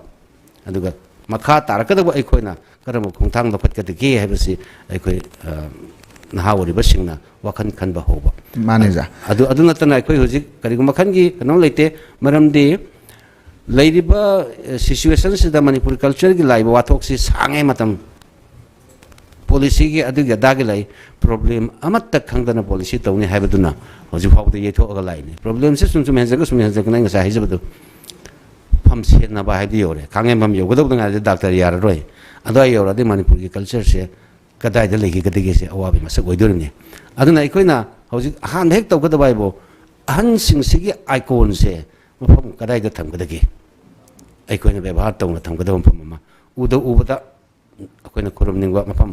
ꯑꯃꯗ ꯑꯩꯈꯣꯏ ꯊꯝꯕꯤꯕ ꯉꯥꯏꯍꯥꯛ ꯂꯩꯇꯅ ꯑꯍꯟꯁꯤꯡꯕꯨ ꯑꯁꯤꯒꯨꯝꯕ ꯐꯣꯔꯝꯁꯤꯡꯗ ꯑꯉꯥꯡꯁꯤꯡꯒꯤ ꯃꯔꯛꯇ ꯆꯤꯡꯊꯣꯛꯄꯤꯗꯕ ꯃꯈꯣꯏꯕꯨ ꯂꯦꯝꯅ ꯊꯝꯕ ꯃꯇꯝꯗꯨꯗ ꯃꯈꯣꯏꯒꯤ ꯃꯉꯥꯟꯗꯨ ꯑꯩꯈꯣꯏꯗ ꯐꯪꯍꯟꯕ ꯑꯗꯨꯅ ꯑꯩꯈꯣꯏꯅ ꯑꯍꯣꯡꯕ ꯄꯣꯠ ꯍꯥꯏꯅ ꯎꯍꯟꯗꯕ ꯑꯗꯨꯒ ꯑꯩꯈꯣꯏ ꯃꯈꯥꯗ ꯇꯥꯔꯤꯕ ꯑꯩꯈꯣꯏꯅ ꯃꯗꯨꯒꯤ ꯃꯔꯝꯗ ꯀꯣꯏꯆꯦꯟ ꯆꯦꯜꯂꯦꯔꯒ ꯍꯪꯕꯗꯤ ꯑꯍꯜꯁꯤꯡꯒꯤ ꯋꯥꯗꯨ ꯇꯥꯔꯦ ꯍꯥꯏꯔꯒ ꯃꯗꯨ ꯇꯥꯔꯛꯅꯕ ꯍꯣꯠꯅꯕ ꯑꯗꯨꯕꯨꯉꯁꯥꯏ ꯌꯥꯝꯅ ꯃꯔꯨ ꯑꯣꯏꯔꯤꯁꯦ ꯄ꯭ꯔꯣꯒ꯭ꯔꯦꯁꯤꯞ ꯐꯦꯛꯇꯔ ꯑꯃꯁꯨꯡ ꯀꯟꯖꯥꯔꯕꯦꯇꯤꯞ ꯐꯦꯛꯇꯔ ꯑꯁꯤꯒꯤ ꯃꯇꯥꯡꯗ ꯑꯩꯅ ꯀꯦꯅ ꯍꯥꯏꯅꯤꯡꯕ ꯑꯩ ꯂꯩ ꯇꯥꯛꯄꯤꯌꯨ ꯑꯣꯖꯥ ꯍꯧꯖꯤꯛꯇꯤ ꯑꯩꯈꯣꯏꯒꯤ ꯀꯥꯏꯕ ꯌꯥꯕ ꯇꯧꯕ ꯌꯥꯕ ꯑꯩꯈꯣꯏꯅ ꯄꯦꯟꯗꯕ ꯃꯌꯥꯝ ꯑꯃꯁꯨ ꯂꯩꯔꯦ ꯍꯧꯖꯤꯛꯇꯤ ꯅꯨꯡꯉꯥꯏꯕ ꯍꯔꯥꯎꯕ ꯑꯃ ꯃꯌꯣꯟ ꯆꯣꯡꯕ ꯑꯃꯁꯨ ꯂꯥꯛꯑꯦ ꯃꯔꯝꯗꯤ ꯀꯩꯅꯣꯗ ꯀꯜꯆꯔꯦꯜ ꯌꯨꯅꯤꯇꯤ ꯍꯥꯏꯕ ꯑꯃ ꯑꯩꯈꯣꯏꯅ ꯂꯥꯛꯑꯦ ꯁ꯭ꯀꯨꯜ ꯀꯣꯂꯦꯖꯗ ꯑꯩꯈꯣꯏ ꯁ꯭ꯀꯨꯜ ꯀꯣꯂꯦꯖꯒꯤ ꯁꯝꯅꯕ ꯑꯃ ꯂꯥꯛꯑꯦ ꯃꯤꯑꯣꯏꯕ ꯍꯥꯏꯕꯁꯤ ꯀꯦꯝꯃꯛꯄ ꯑꯍꯜ ꯑꯣꯏꯔꯛꯄ ꯍꯥꯏꯁꯤ ꯃꯁꯥꯗ ꯍꯧꯖꯤꯛ ꯃꯔꯨ ꯍꯨꯟꯕꯒꯤ ꯃꯇꯥꯡ ꯑꯃ ꯂꯥꯛꯑꯦ ꯃꯁꯤꯗ ꯑꯣꯖꯥ ꯒꯨꯔꯨꯅ ꯇꯧꯔꯝꯃꯤꯕ ꯃꯥꯒꯤ ꯂꯩꯔꯝꯃꯤꯕ ꯑꯩꯈꯣꯏꯅ ꯄꯥꯝꯖꯔꯤꯕ ꯃꯥꯒꯤ ꯅꯤꯇꯤ ꯅꯤꯌꯣꯝꯁꯤꯡꯁꯦ ꯃꯁꯤ ꯀꯜꯆꯔꯦꯜ ꯌꯨꯅꯤꯇꯤꯅ ꯄꯨꯈꯠꯂꯛꯀꯗꯧꯔꯕꯅꯤ ꯑꯗꯨ ꯀꯜꯆꯔꯦꯜ ꯌꯨꯅꯤꯇꯤꯅ ꯄꯨꯈꯠꯂꯛꯄ ꯇꯥꯔꯕꯗꯤ ꯃꯁꯤ ꯅꯧꯔꯤꯕ ꯌꯨꯅꯤꯚꯔꯁꯤꯇꯤꯒ ꯁꯝꯅꯒꯗꯧꯔꯤꯕ ꯁ꯭ꯀꯨꯜꯁꯤꯡ ꯍꯥꯏꯕ ꯇꯥꯔꯦꯀꯣ ꯌꯨꯅꯤꯚꯔꯁꯤꯇꯤ ꯑꯁꯤꯗꯤ BA MA ꯇꯝꯃꯛꯄꯅꯤ ꯃꯈꯥꯗ ꯂꯥꯛꯀꯗꯧꯔꯤꯕ ꯑꯉꯥꯡꯁꯤꯡ ꯍꯥꯏꯗꯤ A ꯀ꯭ꯂꯥꯁ ꯍꯥꯏꯕ ꯇꯥꯔꯦꯀꯣ A ꯀ꯭ꯂꯥꯁꯇꯒꯤ ꯍꯧꯔꯦꯔꯒ ꯑꯩꯈꯣꯏ ꯁꯪꯀꯤꯔꯇꯟꯒꯤ ꯃꯅꯤꯄꯨꯔꯒꯤ ꯆꯠꯅ ꯂꯣꯟꯆꯠ ꯃꯁꯦ ꯑꯩꯈꯣꯏ ꯀꯜꯆꯔꯒꯤ ꯅꯥꯠꯀꯤ ꯑꯣꯏꯕ ꯀꯜꯆꯔꯦꯜ ꯂꯣꯟꯆꯠꯁꯦ ꯑꯉꯥꯡꯁꯤꯡꯁꯤ ꯃꯀꯣꯛꯇ ꯈꯔ ꯆꯨꯍꯜꯂꯔꯒ ꯍꯌꯦꯡ ꯃꯥꯒꯤ ꯂꯩꯔꯝꯃꯤꯕ ꯂꯥꯏ ꯒꯨꯔꯨꯅ ꯊꯅꯝꯃꯤꯕ ꯑꯩꯈꯣꯏꯒꯤ ꯚꯛꯇꯤ ꯃꯅꯤꯄꯨꯔꯒꯤ ꯆꯠꯅ ꯂꯣꯟꯆꯠꯁꯦ ꯐꯖꯈ꯭ꯔꯕꯁꯦ ꯃꯁꯤ ꯐꯖꯅ ꯆꯠꯊꯅꯕ ꯑꯃ ꯍꯣꯠꯅꯕꯒꯤ ꯂꯝꯕꯤ ꯑꯃ ꯁꯦꯝꯕꯤꯔꯕꯗꯤ ꯑꯩ ꯃꯁꯤ ꯑꯩꯈꯣꯏꯅ ꯀꯥꯏꯔꯛꯏꯕ ꯇꯧꯔꯛꯏꯕ ꯃꯌꯥꯝꯁꯦ ꯃꯁꯤ ꯑꯃꯨꯛ ꯃꯨꯠꯈꯤꯔꯒ ꯑꯐꯕ ꯃꯌꯣꯜ ꯑꯃ ꯆꯣꯡꯂꯛꯇꯅ ꯑꯐꯕ ꯃꯔꯨ ꯃꯍꯩ ꯌꯥꯜꯂꯛꯇꯅ ꯑꯃꯨꯛ ꯌꯨꯝ ꯂꯥꯎꯕ ꯑꯃ ꯑꯣꯏꯔꯛꯀꯅꯦꯕꯁꯦ ꯑꯩꯒꯤ ꯊꯥꯖꯕ ꯑꯃꯅꯤ ꯑꯗꯨꯅ ꯃꯁꯤ ꯄꯨꯝꯅꯃꯛꯁꯤꯗꯤ ꯑꯩ ꯉꯁꯥꯏ ꯁꯔꯀꯥꯔꯒ ꯑꯩꯈꯣꯏ ꯇꯥꯟꯅꯕ ꯑꯃ ꯆꯪꯉꯤ ꯁꯔꯀꯥꯔꯒꯤ ꯃꯇꯦꯡ ꯌꯥꯎꯗ꯭ꯔꯗꯤ ꯉꯝꯃꯣꯏ ꯍꯥꯏꯔꯤꯕꯁꯦ ꯃꯥꯅ ꯍꯧꯖꯤꯛ ꯌꯨꯅꯤꯚꯔꯁꯤꯇꯤ ꯂꯤꯡꯈꯠꯂꯛꯏꯗ ꯌꯨꯅꯤꯚꯔꯁꯤꯇꯤ ꯑꯁꯤꯗꯤ ꯄꯥꯈꯪ ꯐꯥꯔꯕ ꯑꯃ ꯂꯨꯍꯣꯡꯉꯝꯗꯥꯏꯗ ꯇꯧꯕꯅꯤ ꯑꯉꯥꯡ ꯑꯣꯏꯔꯤꯉꯩ ꯃꯀꯣꯛꯇ ꯂꯩꯔꯛꯄꯗꯨꯗꯤ ꯃꯈꯥꯗꯤ ꯁꯝꯂꯛꯀꯗꯧꯔꯤꯕꯅꯤ ꯑꯗꯨꯅ ꯄꯤꯛꯏꯕ ꯑꯩꯈꯣꯏ ꯌꯨꯅꯤꯚꯔꯁꯤꯇꯤꯒꯤ ꯃꯈꯥꯗ ꯂꯥꯛꯀꯗꯧꯔꯤꯕ ꯄꯣꯠꯁꯤꯗꯒꯤ ꯑꯩꯈꯣꯏ ꯀꯜꯆꯔꯒꯤ ꯃꯃꯤꯁꯤ ꯇꯥꯍꯟꯗꯅ ꯑꯩꯈꯣꯏ ꯃꯅꯤꯄꯨꯔꯤ ꯅꯥꯠꯀꯤ ꯑꯣꯏꯕ ꯚꯛꯇꯤ ꯕꯦꯕꯥꯔ ꯑꯩꯈꯣꯏꯒꯤ ꯆꯠꯅ ꯂꯣꯟꯆꯠꯁꯦ ꯃꯁꯤ ꯇꯝꯕꯤꯗꯅ ꯈꯪꯍꯟꯗꯅ ꯈꯔ ꯃꯁꯤ ꯌꯨꯅꯤꯚꯔꯁꯤꯇꯤꯒ ꯁꯝꯅꯕ ꯌꯥꯅꯕ ꯂꯝꯕꯤ ꯑꯃ ꯁꯦꯝꯕꯤꯔꯛꯑꯗꯤ ꯃꯁꯤ ꯌꯥꯝꯅ ꯅꯨꯡꯉꯥꯏꯅꯤ ꯑꯗꯨ ꯃꯗꯨ ꯁꯔꯀꯥꯔꯗ ꯑꯩꯈꯣꯏꯅ ꯍꯥꯏꯖꯔꯦꯔꯒ ꯃꯁꯤ ꯑꯩꯈꯣꯏꯅ ꯃꯁꯤ ꯃꯁꯨ ꯇꯧꯕꯤꯌꯨ ꯍꯥꯏꯅ ꯇꯧꯔꯦꯔꯒ ꯃꯁꯤ ꯆꯠꯅꯕ ꯂꯝꯕꯤ ꯑꯃ ꯑꯩꯈꯣꯏ ꯃꯌꯥꯝ ꯄ꯭ꯔꯖꯥ ꯃꯌꯥꯝ ꯆꯪꯗꯅ ꯂꯩꯔꯤꯕ ꯑꯩꯈꯣꯏꯒꯤ ꯑꯣꯊꯣꯔꯤꯇꯤ ꯃꯌꯥꯝ ꯂꯩꯔꯤꯕ ꯑꯈꯪ ꯑꯍꯩ ꯃꯁꯤ ꯀꯂꯥꯕꯨ ꯄꯥꯝꯖꯕ ꯃꯅꯤꯄꯨꯔꯤꯒꯤ ꯆꯠꯅ ꯂꯣꯟꯆꯠꯄꯨ ꯄꯥꯝꯖꯕ ꯃꯅꯤꯄꯨꯔ ꯅꯨꯡꯁꯤꯕ ꯑꯩꯈꯣꯏ ꯄꯨꯝꯅꯃꯛꯅ ꯃꯁꯤ ꯍꯣꯠꯅꯃꯤꯟꯅꯁꯤ ꯍꯥꯏꯕꯁꯤ ꯑꯩ ꯊꯝꯖꯅꯤꯡꯉꯤ ꯍꯣꯏ ꯑꯣꯖꯥ ꯑꯩꯈꯣꯏꯖꯥꯅ ꯉꯥꯡꯕꯤꯔꯤꯁꯤꯗ ꯑꯩꯈꯣꯏ ꯇꯥꯛꯄꯤꯔꯤꯗꯨꯗ ꯊꯃꯣꯏꯗꯒꯤ ꯀꯔꯥꯏ ꯐꯥꯎꯗ ꯔꯤꯚꯥꯏꯚꯦꯂꯤꯖꯝꯒꯤ ꯑꯩꯈꯣꯏꯒꯤ ꯃꯌꯣꯟ ꯀꯪꯉꯒ ꯑꯃꯨꯛ ꯍꯧꯒꯠꯂꯛꯄꯒꯤ ꯆꯥꯡ ꯐꯥꯎ ꯌꯧꯈ꯭ꯔꯦ ꯊꯃꯣꯏ ꯀꯔꯥꯏꯐꯥꯎ ꯁꯣꯛꯀꯦ ꯍꯥꯏꯕꯗꯨ ꯃꯌꯥꯝꯅ ꯑꯗꯨꯝ ꯊꯃꯣꯏ ꯀꯔꯥꯏꯐꯥꯎ ꯁꯣꯛꯄꯤꯔꯒꯦ ꯍꯥꯏꯕꯗꯨ ꯑꯣꯖꯥꯒꯤꯗꯨ ꯃꯌꯥꯝꯅ ꯇꯥꯕꯗꯁꯨ ꯈꯪꯕꯤꯔꯝꯃꯅꯤ ꯃꯇꯥꯡꯁꯤꯗꯩꯗ ꯑꯩꯈꯣꯏ ꯑꯣꯖꯥ ꯇꯤꯀꯦꯟꯅꯁꯨ ꯍꯥꯏꯕꯤꯈꯤꯕ ꯑꯩꯈꯣꯏꯖꯥ ꯉꯁꯥꯏꯒꯤ साधुसिंदी मिंगोंदा लाली हाइदे साधुसिंदी वाइजु हाइदे नाइ हाइदे नत्रगना करीमता मीगे सोयब सुंपन पलमदना पेलगा दुम चलेना हाबसिदैदा सुमाइना पेलगा चटपगी मोंगदुनि अखोय जाना सौगाइजम जान थंबिरिसिजो सुमाइन तौब म चंगी ना हायरमगा दुम मोना नालगा थनमगसि नतबदा करीममदि ngसाइ साधुसिंदी मिंगोंदा लांदे मोलगा चले हाबदुदा दुम तोगदरा मजि कैदोबा यागे अदुम तंबियुजा संकीर्तनगी मागी मनुंदि यारबा bayam singse si khanga bade sagi sadhu ju oirani dagi rajniti ju barani subject khuding maktam mangol oini aduga oja na haiba inau tiken haiba da samna haida karimba thaba ma chaukhat ke hardi imai pa oiba government pai buduna support tawdrebodi yadi haibdo madumadi simya adubu ai khoina hana thawa yaungna mayam ji smai tawsi हाबदी कोई संगसेलगा संगसेंदना तौरगदी पोतु खंगगा संगसेलगसी ओइ लेरे तादी मोजु दुम याने हाजिरबा other मफम मान खादा तौरो यावरदी सागी ओजाना हाबो मखादी तमक पाइदो असि समना हादे बो हादा हाउ हाइने बो मपान करी हाइबे बाजी हाइबी हाइजी तोक हेबसी इमा करी हाइबे दम हाइ हाइब्रिड करी हाइदो स्माना तौर इसी बुक कहीं सिम फजब हानगी ना चनबी लोम तली हौद्रे सब्जेक्ट खुद लाइक तमो ओजाद खोरमद्रे कोई एल पी तम खोरमी ओजा खोरमद्रे अभी अहल लाको हेत चकनी अहल लाए मसा सोम चबी का वा लेते सुमायन नोट संकीर्तन लोन चेंज तौरे सुमायन ओजान ताकपीदुनि संकीर्तन नदी खरादी कोई ओजा खुरमबगी ओजा रेस्पेक्ट तौबगी जे कोई कल्चर तौरिबा कांगुना खरादी दुम ngai adubo thaina dagidi yam ole habni ja ahan jingjigi jamakha chata kono ja ahan jingjigi wakhalonda saigi dum oja jingjina takpi badu oja ngana hanga sai hai gi pot tu da dum stand tawraga leiba aduga oibam thokpa thamoi gi pen da ba mami di dum taraga leibi sida ja mamangda akoi gi mami tv gi mamangi akoi gi manipur dialogue ta leigi ba akoi gi umang lai harau ba gi boiro manipur culture nga tani ko ja sumbai leigi ba mayam si da koi kayum khara akoi gi mai gi tongan tongan ba loisang jing na haitare utra sanglen hayara adagi di ukan hai leigi ba tongan tongan ba sanglen jing duna akoi na sumana manipur dialogue ta khana grab matung adugi matung da ko myam loi khangna ba nga tani kayum khara thabak khara pangthurok pa ma changi ja kayum action khara tawi habagi aju mayam tanar ma ju ye aduga kayum khara thabak khara di lakhale ba ja adubu ngasi gi topic sigi oina oja ani lengsan bi ji yeng jara ga kayum khara di tawhum thokpa ma leibra lam hele khanga bani na natakana हानगी पूरा मक सेमटोप ngamdragaju karim bakharadi ojangai leringe da ojangai digi statement ama lahobu ma changbara natragana kana karam authority na masi sarkar ngang natana karam authority na natragana sarkar bu aju karam khongthang thoga di masi gi kenosi yamna hinjana thiba hinjana sokchen gi bai saruk si oja kamaina karam solution putokpa yage aikoina ayamba hojiki matamda khanaribsi action ne anu matamdagi solutions खुदकते act तौबदुने अदुबु मसिगी फतवा माइगे लै मरमदि action follows reaction हाइदना आदि इमोशन याद्रगदि फना चुम्बु ओरगसु यादि सिनि मिबेगी साथिलिस हाइबदि फना नुंसिरनसु तामगेस तानिंग दे लोरे ओजा लेंसम बिरिबा लेमपो मजा दुफावनसु नुंसिद्रगदि तानिंग दे लोरे सिगी इमोशन सिने कोनि तुगाइ बसंगस अदा मसीदी करिन तो आएगा देगे वो ओनली एजुकेशन ज्ञान ताहन बाय से खतना थुगा ngami aduna ne khoina ngasi action am to bi akoi group am sem bi ko kan pangam khon me treat to bi adu di kuina chat bi yaroi madu solution ate madu action ko aduga akoi na hojik lakadeb se koina through education da pidor se kana koina kanga da se koina chawkhat pa kadai ko wi aduga hana lem phim ka adu bune koina conservative factor amasung progressive factor hai se हाँ की conservative सी तौगदबनी लाथोप यादे है मसीमक लेतबमक सुनिया यादब मरमदी मधुदा अखोई नैनगदबसे लेबदुना फरिब्रा लेतबदुना फरिबा हाइना नैनरकदुना progressive factor ओइगदोरिबा अनिसिना लाकु मतम अहनसिंगसु तोरमी मरमदी हानगी सी ngaksi अदुइसु मतमना यादे खजिक खजिक खजिक लाइसे अदुददि अहनसिंगदि aesthetic मांगहनदना सुम पुखलै अखोई मतमसिददि थोलम थांजलको पोक मांगदा लाकपनिना अदगी अमुकसु अइंग ngasa हाइजेगदा अखोई असुयामना सिविलाइजेशन की मंगांदा अखोई असुयामना पंगे हबसे अखोइना तौथोरकपा अखोई कला दगी ताइमने अखोई एक्शन दगी ताइमने मिसे कयम सिंगे से अंत परफॉर्मेंस तौने येंगेने हाबदा दुम खंगे अदुना अखोइदा अंगक पोइसे कइना बो अखोइना उंतो उद्रिबा पोतु उदे अखोइ ngae अदुना अखोइदा अमुक्ता उद्रिबा पोतु ओइदनबा पृथ्वी की इंफॉर्मेशन सिंसे अखोइ कोकता संगे करी नमरम होगा कल्चर में थुगाई के कोई खंग बसंगे फॉर एग्जांपल म्यूजिकल इंस्ट्रूमेंट न कल्चर में की म्यूजिकल फॉर्म क्या थुगाई के से माना डेवलप सु तवी अदु इंस्ट्रूमेंट न कल्चर दगी म्यूजिकल फॉर्म सु पूरा थुगाई संग में हाइबन सिंग थ्योरी में हम साइंटिफिक थ्योरी में हम ले मस मरम मरगा हौजिक नत संकीर्तन की इसै से हाना जंत्र यौरब ओजा सिंग खरना फमधरगा तोंगान माइ के मदा एक्सपेरिमेंट तौबा जंत्र के याब्रे येंबा जेगमनक त जों हाक पेन बगी तब याबा येंगे यारमदन हंदोरे अदु सथरकपदे हजिक कदोग्रे हजिक सही सही सिंगसिदा मणिपुरी की एस्थेटिक्स अमत याउद्रे करिना तमा पांदगी लाकपा अखोन अमत ताद्रे हानगे जे कोई तारे बोरोरे हिंदुस्तानी खर लो मनोर सादी खर लो मतम से खर लो तोरगा सकपसना अदुन हजिक की मतम की भाबोंगसु मदुद पेले मरमदी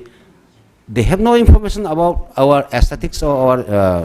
music Manipuri music अखोई की आइडेंटिटी का लोनबा अखोई की म्यूजिक की फजबगी फजसे अखोई खंग ngамदे खंगद्रबनिना भाबोक द फजबे फजदो कोइन पीब ngамदे अहनसिंगसिना पिरमिबसे अहनसिंगसिगी मतमदी नहा ओरिंगदा जंगा साइना अंगांग ओइदे को ngамदे खंग ए हाइसे हौजिकति चपचाब फिर अमनुंग लरे सिदे होंगबा यारय होंगकदोइदे अंगांसिबनी मतमगा थेंगानिदे अंगांसिबनी थेंगानिदब अंगांसिंगसिगा हानगी कंजर्वेटिव फैक्टर लेसिगा प्रोग्रेसिव फैक्टर द मखोइना प्रोग्रेसिव वर्ल्ड सिदा न्यू वर्ल्ड द मखोइना उरिबसिग अनिसिगी थोंगसे कराइदा सागदगे हैबसे अखोइ यामना मुन्ना खलगा अखंग आइसिंगा तानरगा मदुम थोंग मखोइ साबा चंगे नत्रिङैदि फनेयामना सजेशन तौदुनसु मरमदे अखोइना मासोना मणिपुरदा लेबा ngasa हाइजेगा कल्चर द मासोना अखोइसे कराइदा मख तिन चंगम मखोइना उरि आई मियंगदगी अइना खितंग उजबा नेंगोने हाइबा मयामसिंग मयाम हेन उरमगनी संगिबसिगी रूट खोइदा संगिबा तिनसे मसा संकीर्तन द करे हाइदोइस्ति मसा खितंग हाइदोरपने रूट संगलमनिना मथकी मपान मसा सिंगसे खरक कंग बहोरे अनंगा जाई रूट थिदो एरकांदा रूट द लेदिबा तिनसे खोइना फादोक संगे मदुगी दमक्तने खोइना एकेडमिक एक्सरसाइज तोबा साइंटिफिक स्टडी तोबा संगे हैसे साइंटिफिक स्टडी तोबा मतमदा एखोइना होंगइबा मचतुदा अहलमनसिंगना हाना लेरंबा पोसि चौखनबा होना मतमदा अनव पुसलक मतम मदुत क्रमहाइना ट्रांसफॉर्म तौथोपगे काइसे थीब चंगे अदुदि मखोदा नॉलेज हम पिरनी अनव पामे चुमे स्वर्गीय ओजा नातुम लेरमे ओजा नातुम की छात्र मयाम गुरु मयाम लेरमे गुरु सिंह मनति के तोप गुरु म थोले गुरु सिंह के तमबदे सुम छात्र लिसिंग हम ले छात्र लिसिंग दे सुम तोप ओजा सिंह थोले थोले बिसे कइनेबु हाना लेरंबा परंपरा दो थमोय द कोला कांदा ओजा सिंह दुग थेंगनरकपा एक्सपीरियंस दुग अनि दो हापसल कांदा फजबई म फजम थोले हौजिक लाइसना ओजासिंग नमधरगा अइना खंगुना हेमना हेना तोंग जत्पदुने असि खक्तंग ब्रिज अमा साबा चंगे अइना खंगिबसि नतबा हानगी दुगा ओजासिंगना तंबिरमसिग अनिसि समनरिब्रा हाइना हन्ना हन्ना येंगनबगी लंबी मे यानबे खोय येंगमिनबा चंगे नत्रगदि खोयना याम चावबा आदि अपिकपा चिन अचौ अचौ वांगांग बतागनी हाइरिबजे जाम चुमिजा हाइरिजि संकीर्तन खगी वासु नते मणिपुर कल्चर की ओइनानी अदुगा यामना साथीब स्टेज हाइबदुमक ओयब्राना हाइबे याबा मतंगदुने हाइबनि जान ताकबिजा यामना मणिपुर कल्चर की ओइना पाकथोखि तारगदि याम का हेनंग पाखरे सुपनेगी संकीर्तन खक नैनाबदा नुमित क्यानि नैनारसु लोयरो तोबदुमबा कैनोनिंग जासिंग नैनाबिरिसे जा adu hojik leriba hojik samasya haiba tare sidagi solution porokna ba lambi ji lambi di yam yami lambi di mayam yamaga ju madudagi mu onsalakadoi ba pusalakadoi ba thabak oina wa oina haiba di lairaga ju thabak di lugadauba aduga luraga su tawda su mu yada ba lui haraga to su yada ba matang sida akhoi jawai daita yamna jawaina sankirtan haraga di oja urini oja uribani adun sankirtan haraga di pung haiba oja sawajam oja urini isai haiba da lema phu oja uribani aduna daita ma haiba di oja oina leithoga su yada ba gi daita ma leibano oja akhoi gi Sangkitolan uba maramna ozan akhoi macha mana oibasingda hauraka tawbada haugi bo jasing dugi phajabaju khangora ba de huji huji leidiba asoibaju khangaba natraga huji phajaba tawdaba yadabaju maning mamang pulap yengbiraga simadi taw haibagi wahi akanba matang ozana haibam thopra ozasing haibam thopra aduma khanjai madu matang duda aroibona ja hauraka daba Sankirtan bu tawra kadoba atai culture gi yemudraga sankirtan bu tawriba kogi hora iba singda naduga hojuri leidiba punamakta kari akanba wahi natragana paukta akanba natraga su oja tawhanba wahi tang raro bin takpi oja 사실은 hoji Sankirtan gi mapung ni setliba ai sahi ni fu mari manga aswai longa chini hu yam kan setlisiko hoji gi no ne tamapo wi yo te ha duna ai na hajening bade ai mo le na hajening bade lai guru na thambirami ba akhoi gi pot sing ji ju kari no hai ba nungi ba wakhan ji khangbi ba thijin bi ba adugo Sankirtan gi Sankirtalama kalli bisi kari gi no saradar kalli jo kari gi no mapu na kari gi dong de Sankirtan kalli bano ai Sankirtan tawriba sei ba pungi ba ina kari tawudage habidu khangbi ba masima khangna ba koi hona batai adage akhoi ge lakadurba aina huji tambiga durba angang sing jida akhoi ge leiriba pot sing je janjelaiba akhoi hane lerami ba Sankirtan gi magi masak mawong Bhakti ga ବ୍ୟବହାର ga mari leinaba masi khangna chatlerga akhoi leirami ba pot sing je karam haina kairoi kahen dage habisi akhoi isai sana khar sikhin bataba akhoi laiba anuba laiba sina pharibra aduga masi sangsil agana kari kai masi sangsil huji thangai singna haiba tarabodi niyam nuaite soralam chatpada Sankirtan gi phajaba Sankirtan ni phajaba du mangai hi kari no haiba tarabodi Sankirtalama tawba tarabodi na Sankirtalama sorat ama tawba tare karamam tawba tare babok tu bhajana mandir buja seme mandir buja dura mandir buja ge mantoki sai tu da phak bhajana tharga phara phaksang bhajana tharga halman ikoi na phamam bodo hojik ti kari mak torge na phaktok amam tharga abok toksile phajari barse masiri sing muji akoina Sankirtani phajari bar phajada baje masi akoina karam hai ngakdage ba aduna masi akoi nga na bohona ba praja ju leiba Sankirtan tawriba adagi Sankirtan bu katpiriba adagi Sankirtan tawriba Sankirtan bhabo oidoriba lakpiriga doriba mi sing dunan su akoi masigi Sankirtani magunje akoi hakide nataba akoi punamakini masi leirami ba pot thainagi parampara di phajara ba salami ba mi ni hek lak pa yang pa topa outside Manipur natraga outside India lak pa da Manipuri Sankirtan le ubula hek ta angak pa ma aphawa tujumba thamoi da thuk law ma phawri ba che hoji mang hi dore mang e ai betare Manipuri Sankirtan le jo asira hai bu hu hang pu yaw re ko da ma phani mi jing na outside Manipur le ba mi jina Manipuri Sankirtan hoji Sankirtan ma taw ba tamda sara le ma sab ko ma tamda phak masan nipa taru nipa lang tharang bani masai phaksang phajana tharaga Sankirtan akoi beda babo koi na phameraga leirama potu hi mangjale mapangi ojan takpi ja mapangi mina Sankirtan gi phajabasi tadi taba la kan to ona taina boy masi mangje baji akoi jana takpi ji masi mangje baji Sankirtan tawriba kangbu gi dante Manipur pumbagi mangje bani habani aduna makha tabada masigi matang sidaida simadi tawgadamni habadi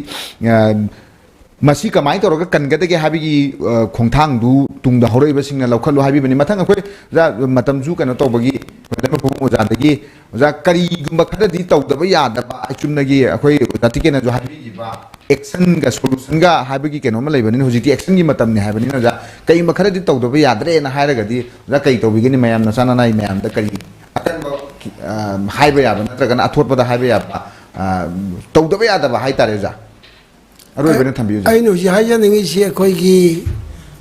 inau tiken har bazana hari ba asiga pulop samina bani manipur da hori ba culture lai harau khangde monor sai khangde khongjo mor sak pa khangde pena khangde magi guru jon me am chai cha ka changna semam badu koi khode gi chai amata ohum da thugai ga semba se phajana ba hapchin ba poti ka akhoi sangir jo kai dri ba ra go ba ra ga ta ba men tan cham me ku ba ji kai dri ba onan ten tor ko si kai di hom dri ba sumaina manipur pi aju culture na sagri yung ha ba se adi go ji kai khumna jara ba ming wa na panjarab da biren minister na kaligunda ta bani radio da thaina gi aso sang jing ju a pongna da ni ate ti am lai ri masi bhajana sangpa kani ha bi se sumaina koi gi culture jida wari liba khangde khongjo mo sak pa khangde pena khangde mo sa no sang do kari no mo sa ne kari ji magi grammar dum lai jabane ba asi pulu boy na uri se isam cham na uri se mayak seng na khang na basi sai ani na su masno ani na su ta pi khara osa iti ga na su degi सरकार the मतेंग sung by दो संगी अदुगा सी लेरे असी मसिगी पोसि तानबा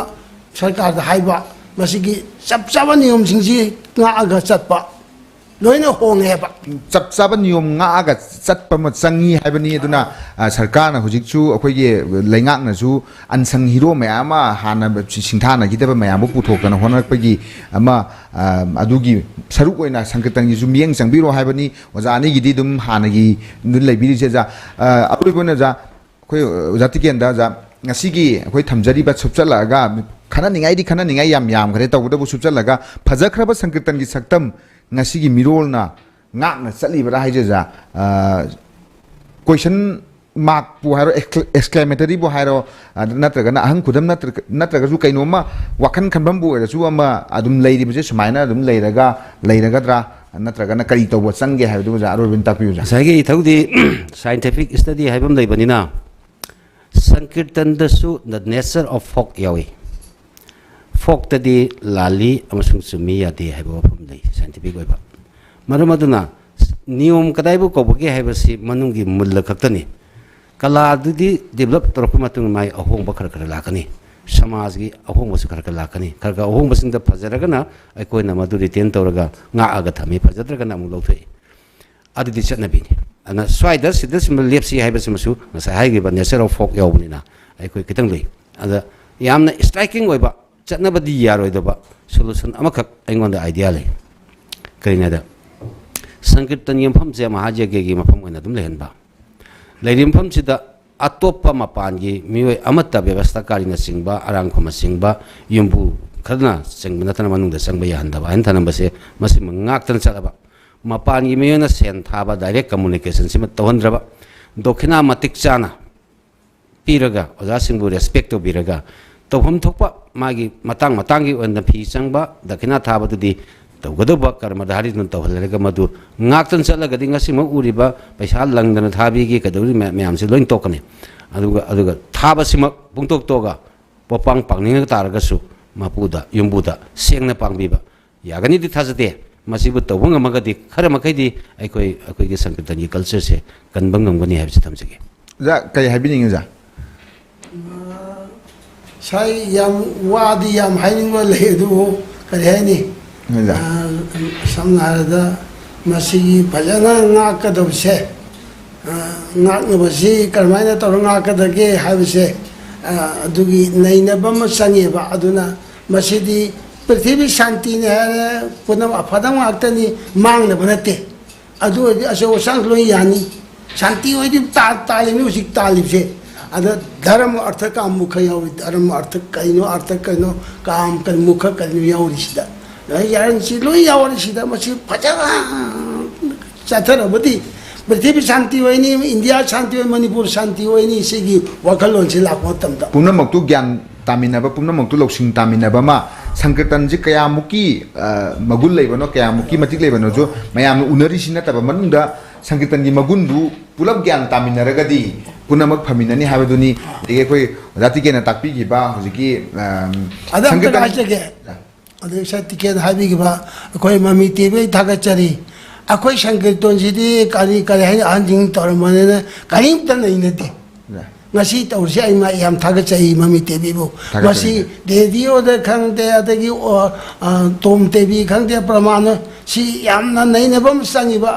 ai bu utpana te ko mayam public ta khang na ba angang gi hor pada o ta de ki su bote sa da ma ho khang di da adumaina tan ba yam changi yam nungai je ja akoi gi mami tv gi माइकई नुंगाइब फोंदोक्चरी ओजासिंगना सुमाइना याबिरम मतुंग मखा तारकपदसु तोंगान तोंगान बहिरम जिंगदा नैनानब होना जगे जादुगा यामनसु कुप्पा यामनसु लुब मफम ओइबना अखोइगी यामना तोइना सिनबा ngamद्रगसु अदु पाकपा मफम ओइबना मतुंग तारकपदा यामना तोइना सिनबा ngamबगी ngamनबगी अखोइगी ओजासिंगी कृपा mummy TV ना निजरी ओजादुगा मंगोलेबियो नैनगदब मफम दि पाको ओइबना अदुगा यामना चाउखरबा अखोइगी ओपार ओइबा नैनगदब मफम दि यामबनिना अखोइगी ngasiगी ओइना थमजरिबा अखोइना मचांग खक लौखचबदा फजखरबा संकीर्तन की सक्तम ngasiगी मिरोना ngang चरिबरा हाइबा वाफम सिगी मतंगददी मयामना खंगबा अदुगा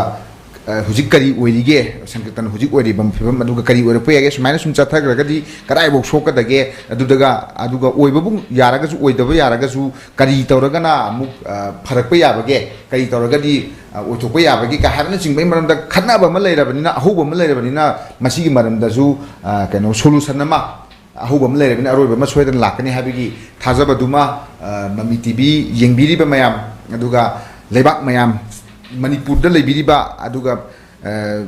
पुनमक हाइबुजी खनद जजीबसी मयांगु ओइबनिना पुनमक सी दरकार ओइबिबा अदुगा पुनमकना मसिगी मतंग दा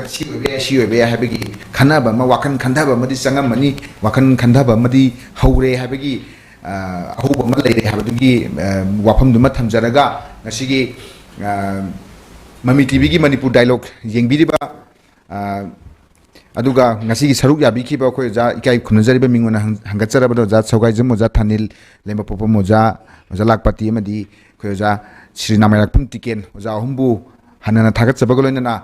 ngasigi manipur dialogue yengbiriba pumnamaki mafam degisu ngasigi oine dikaine athang nijari mathangi tangkak amada mohna thengnarasi mayam punam pu khurumjari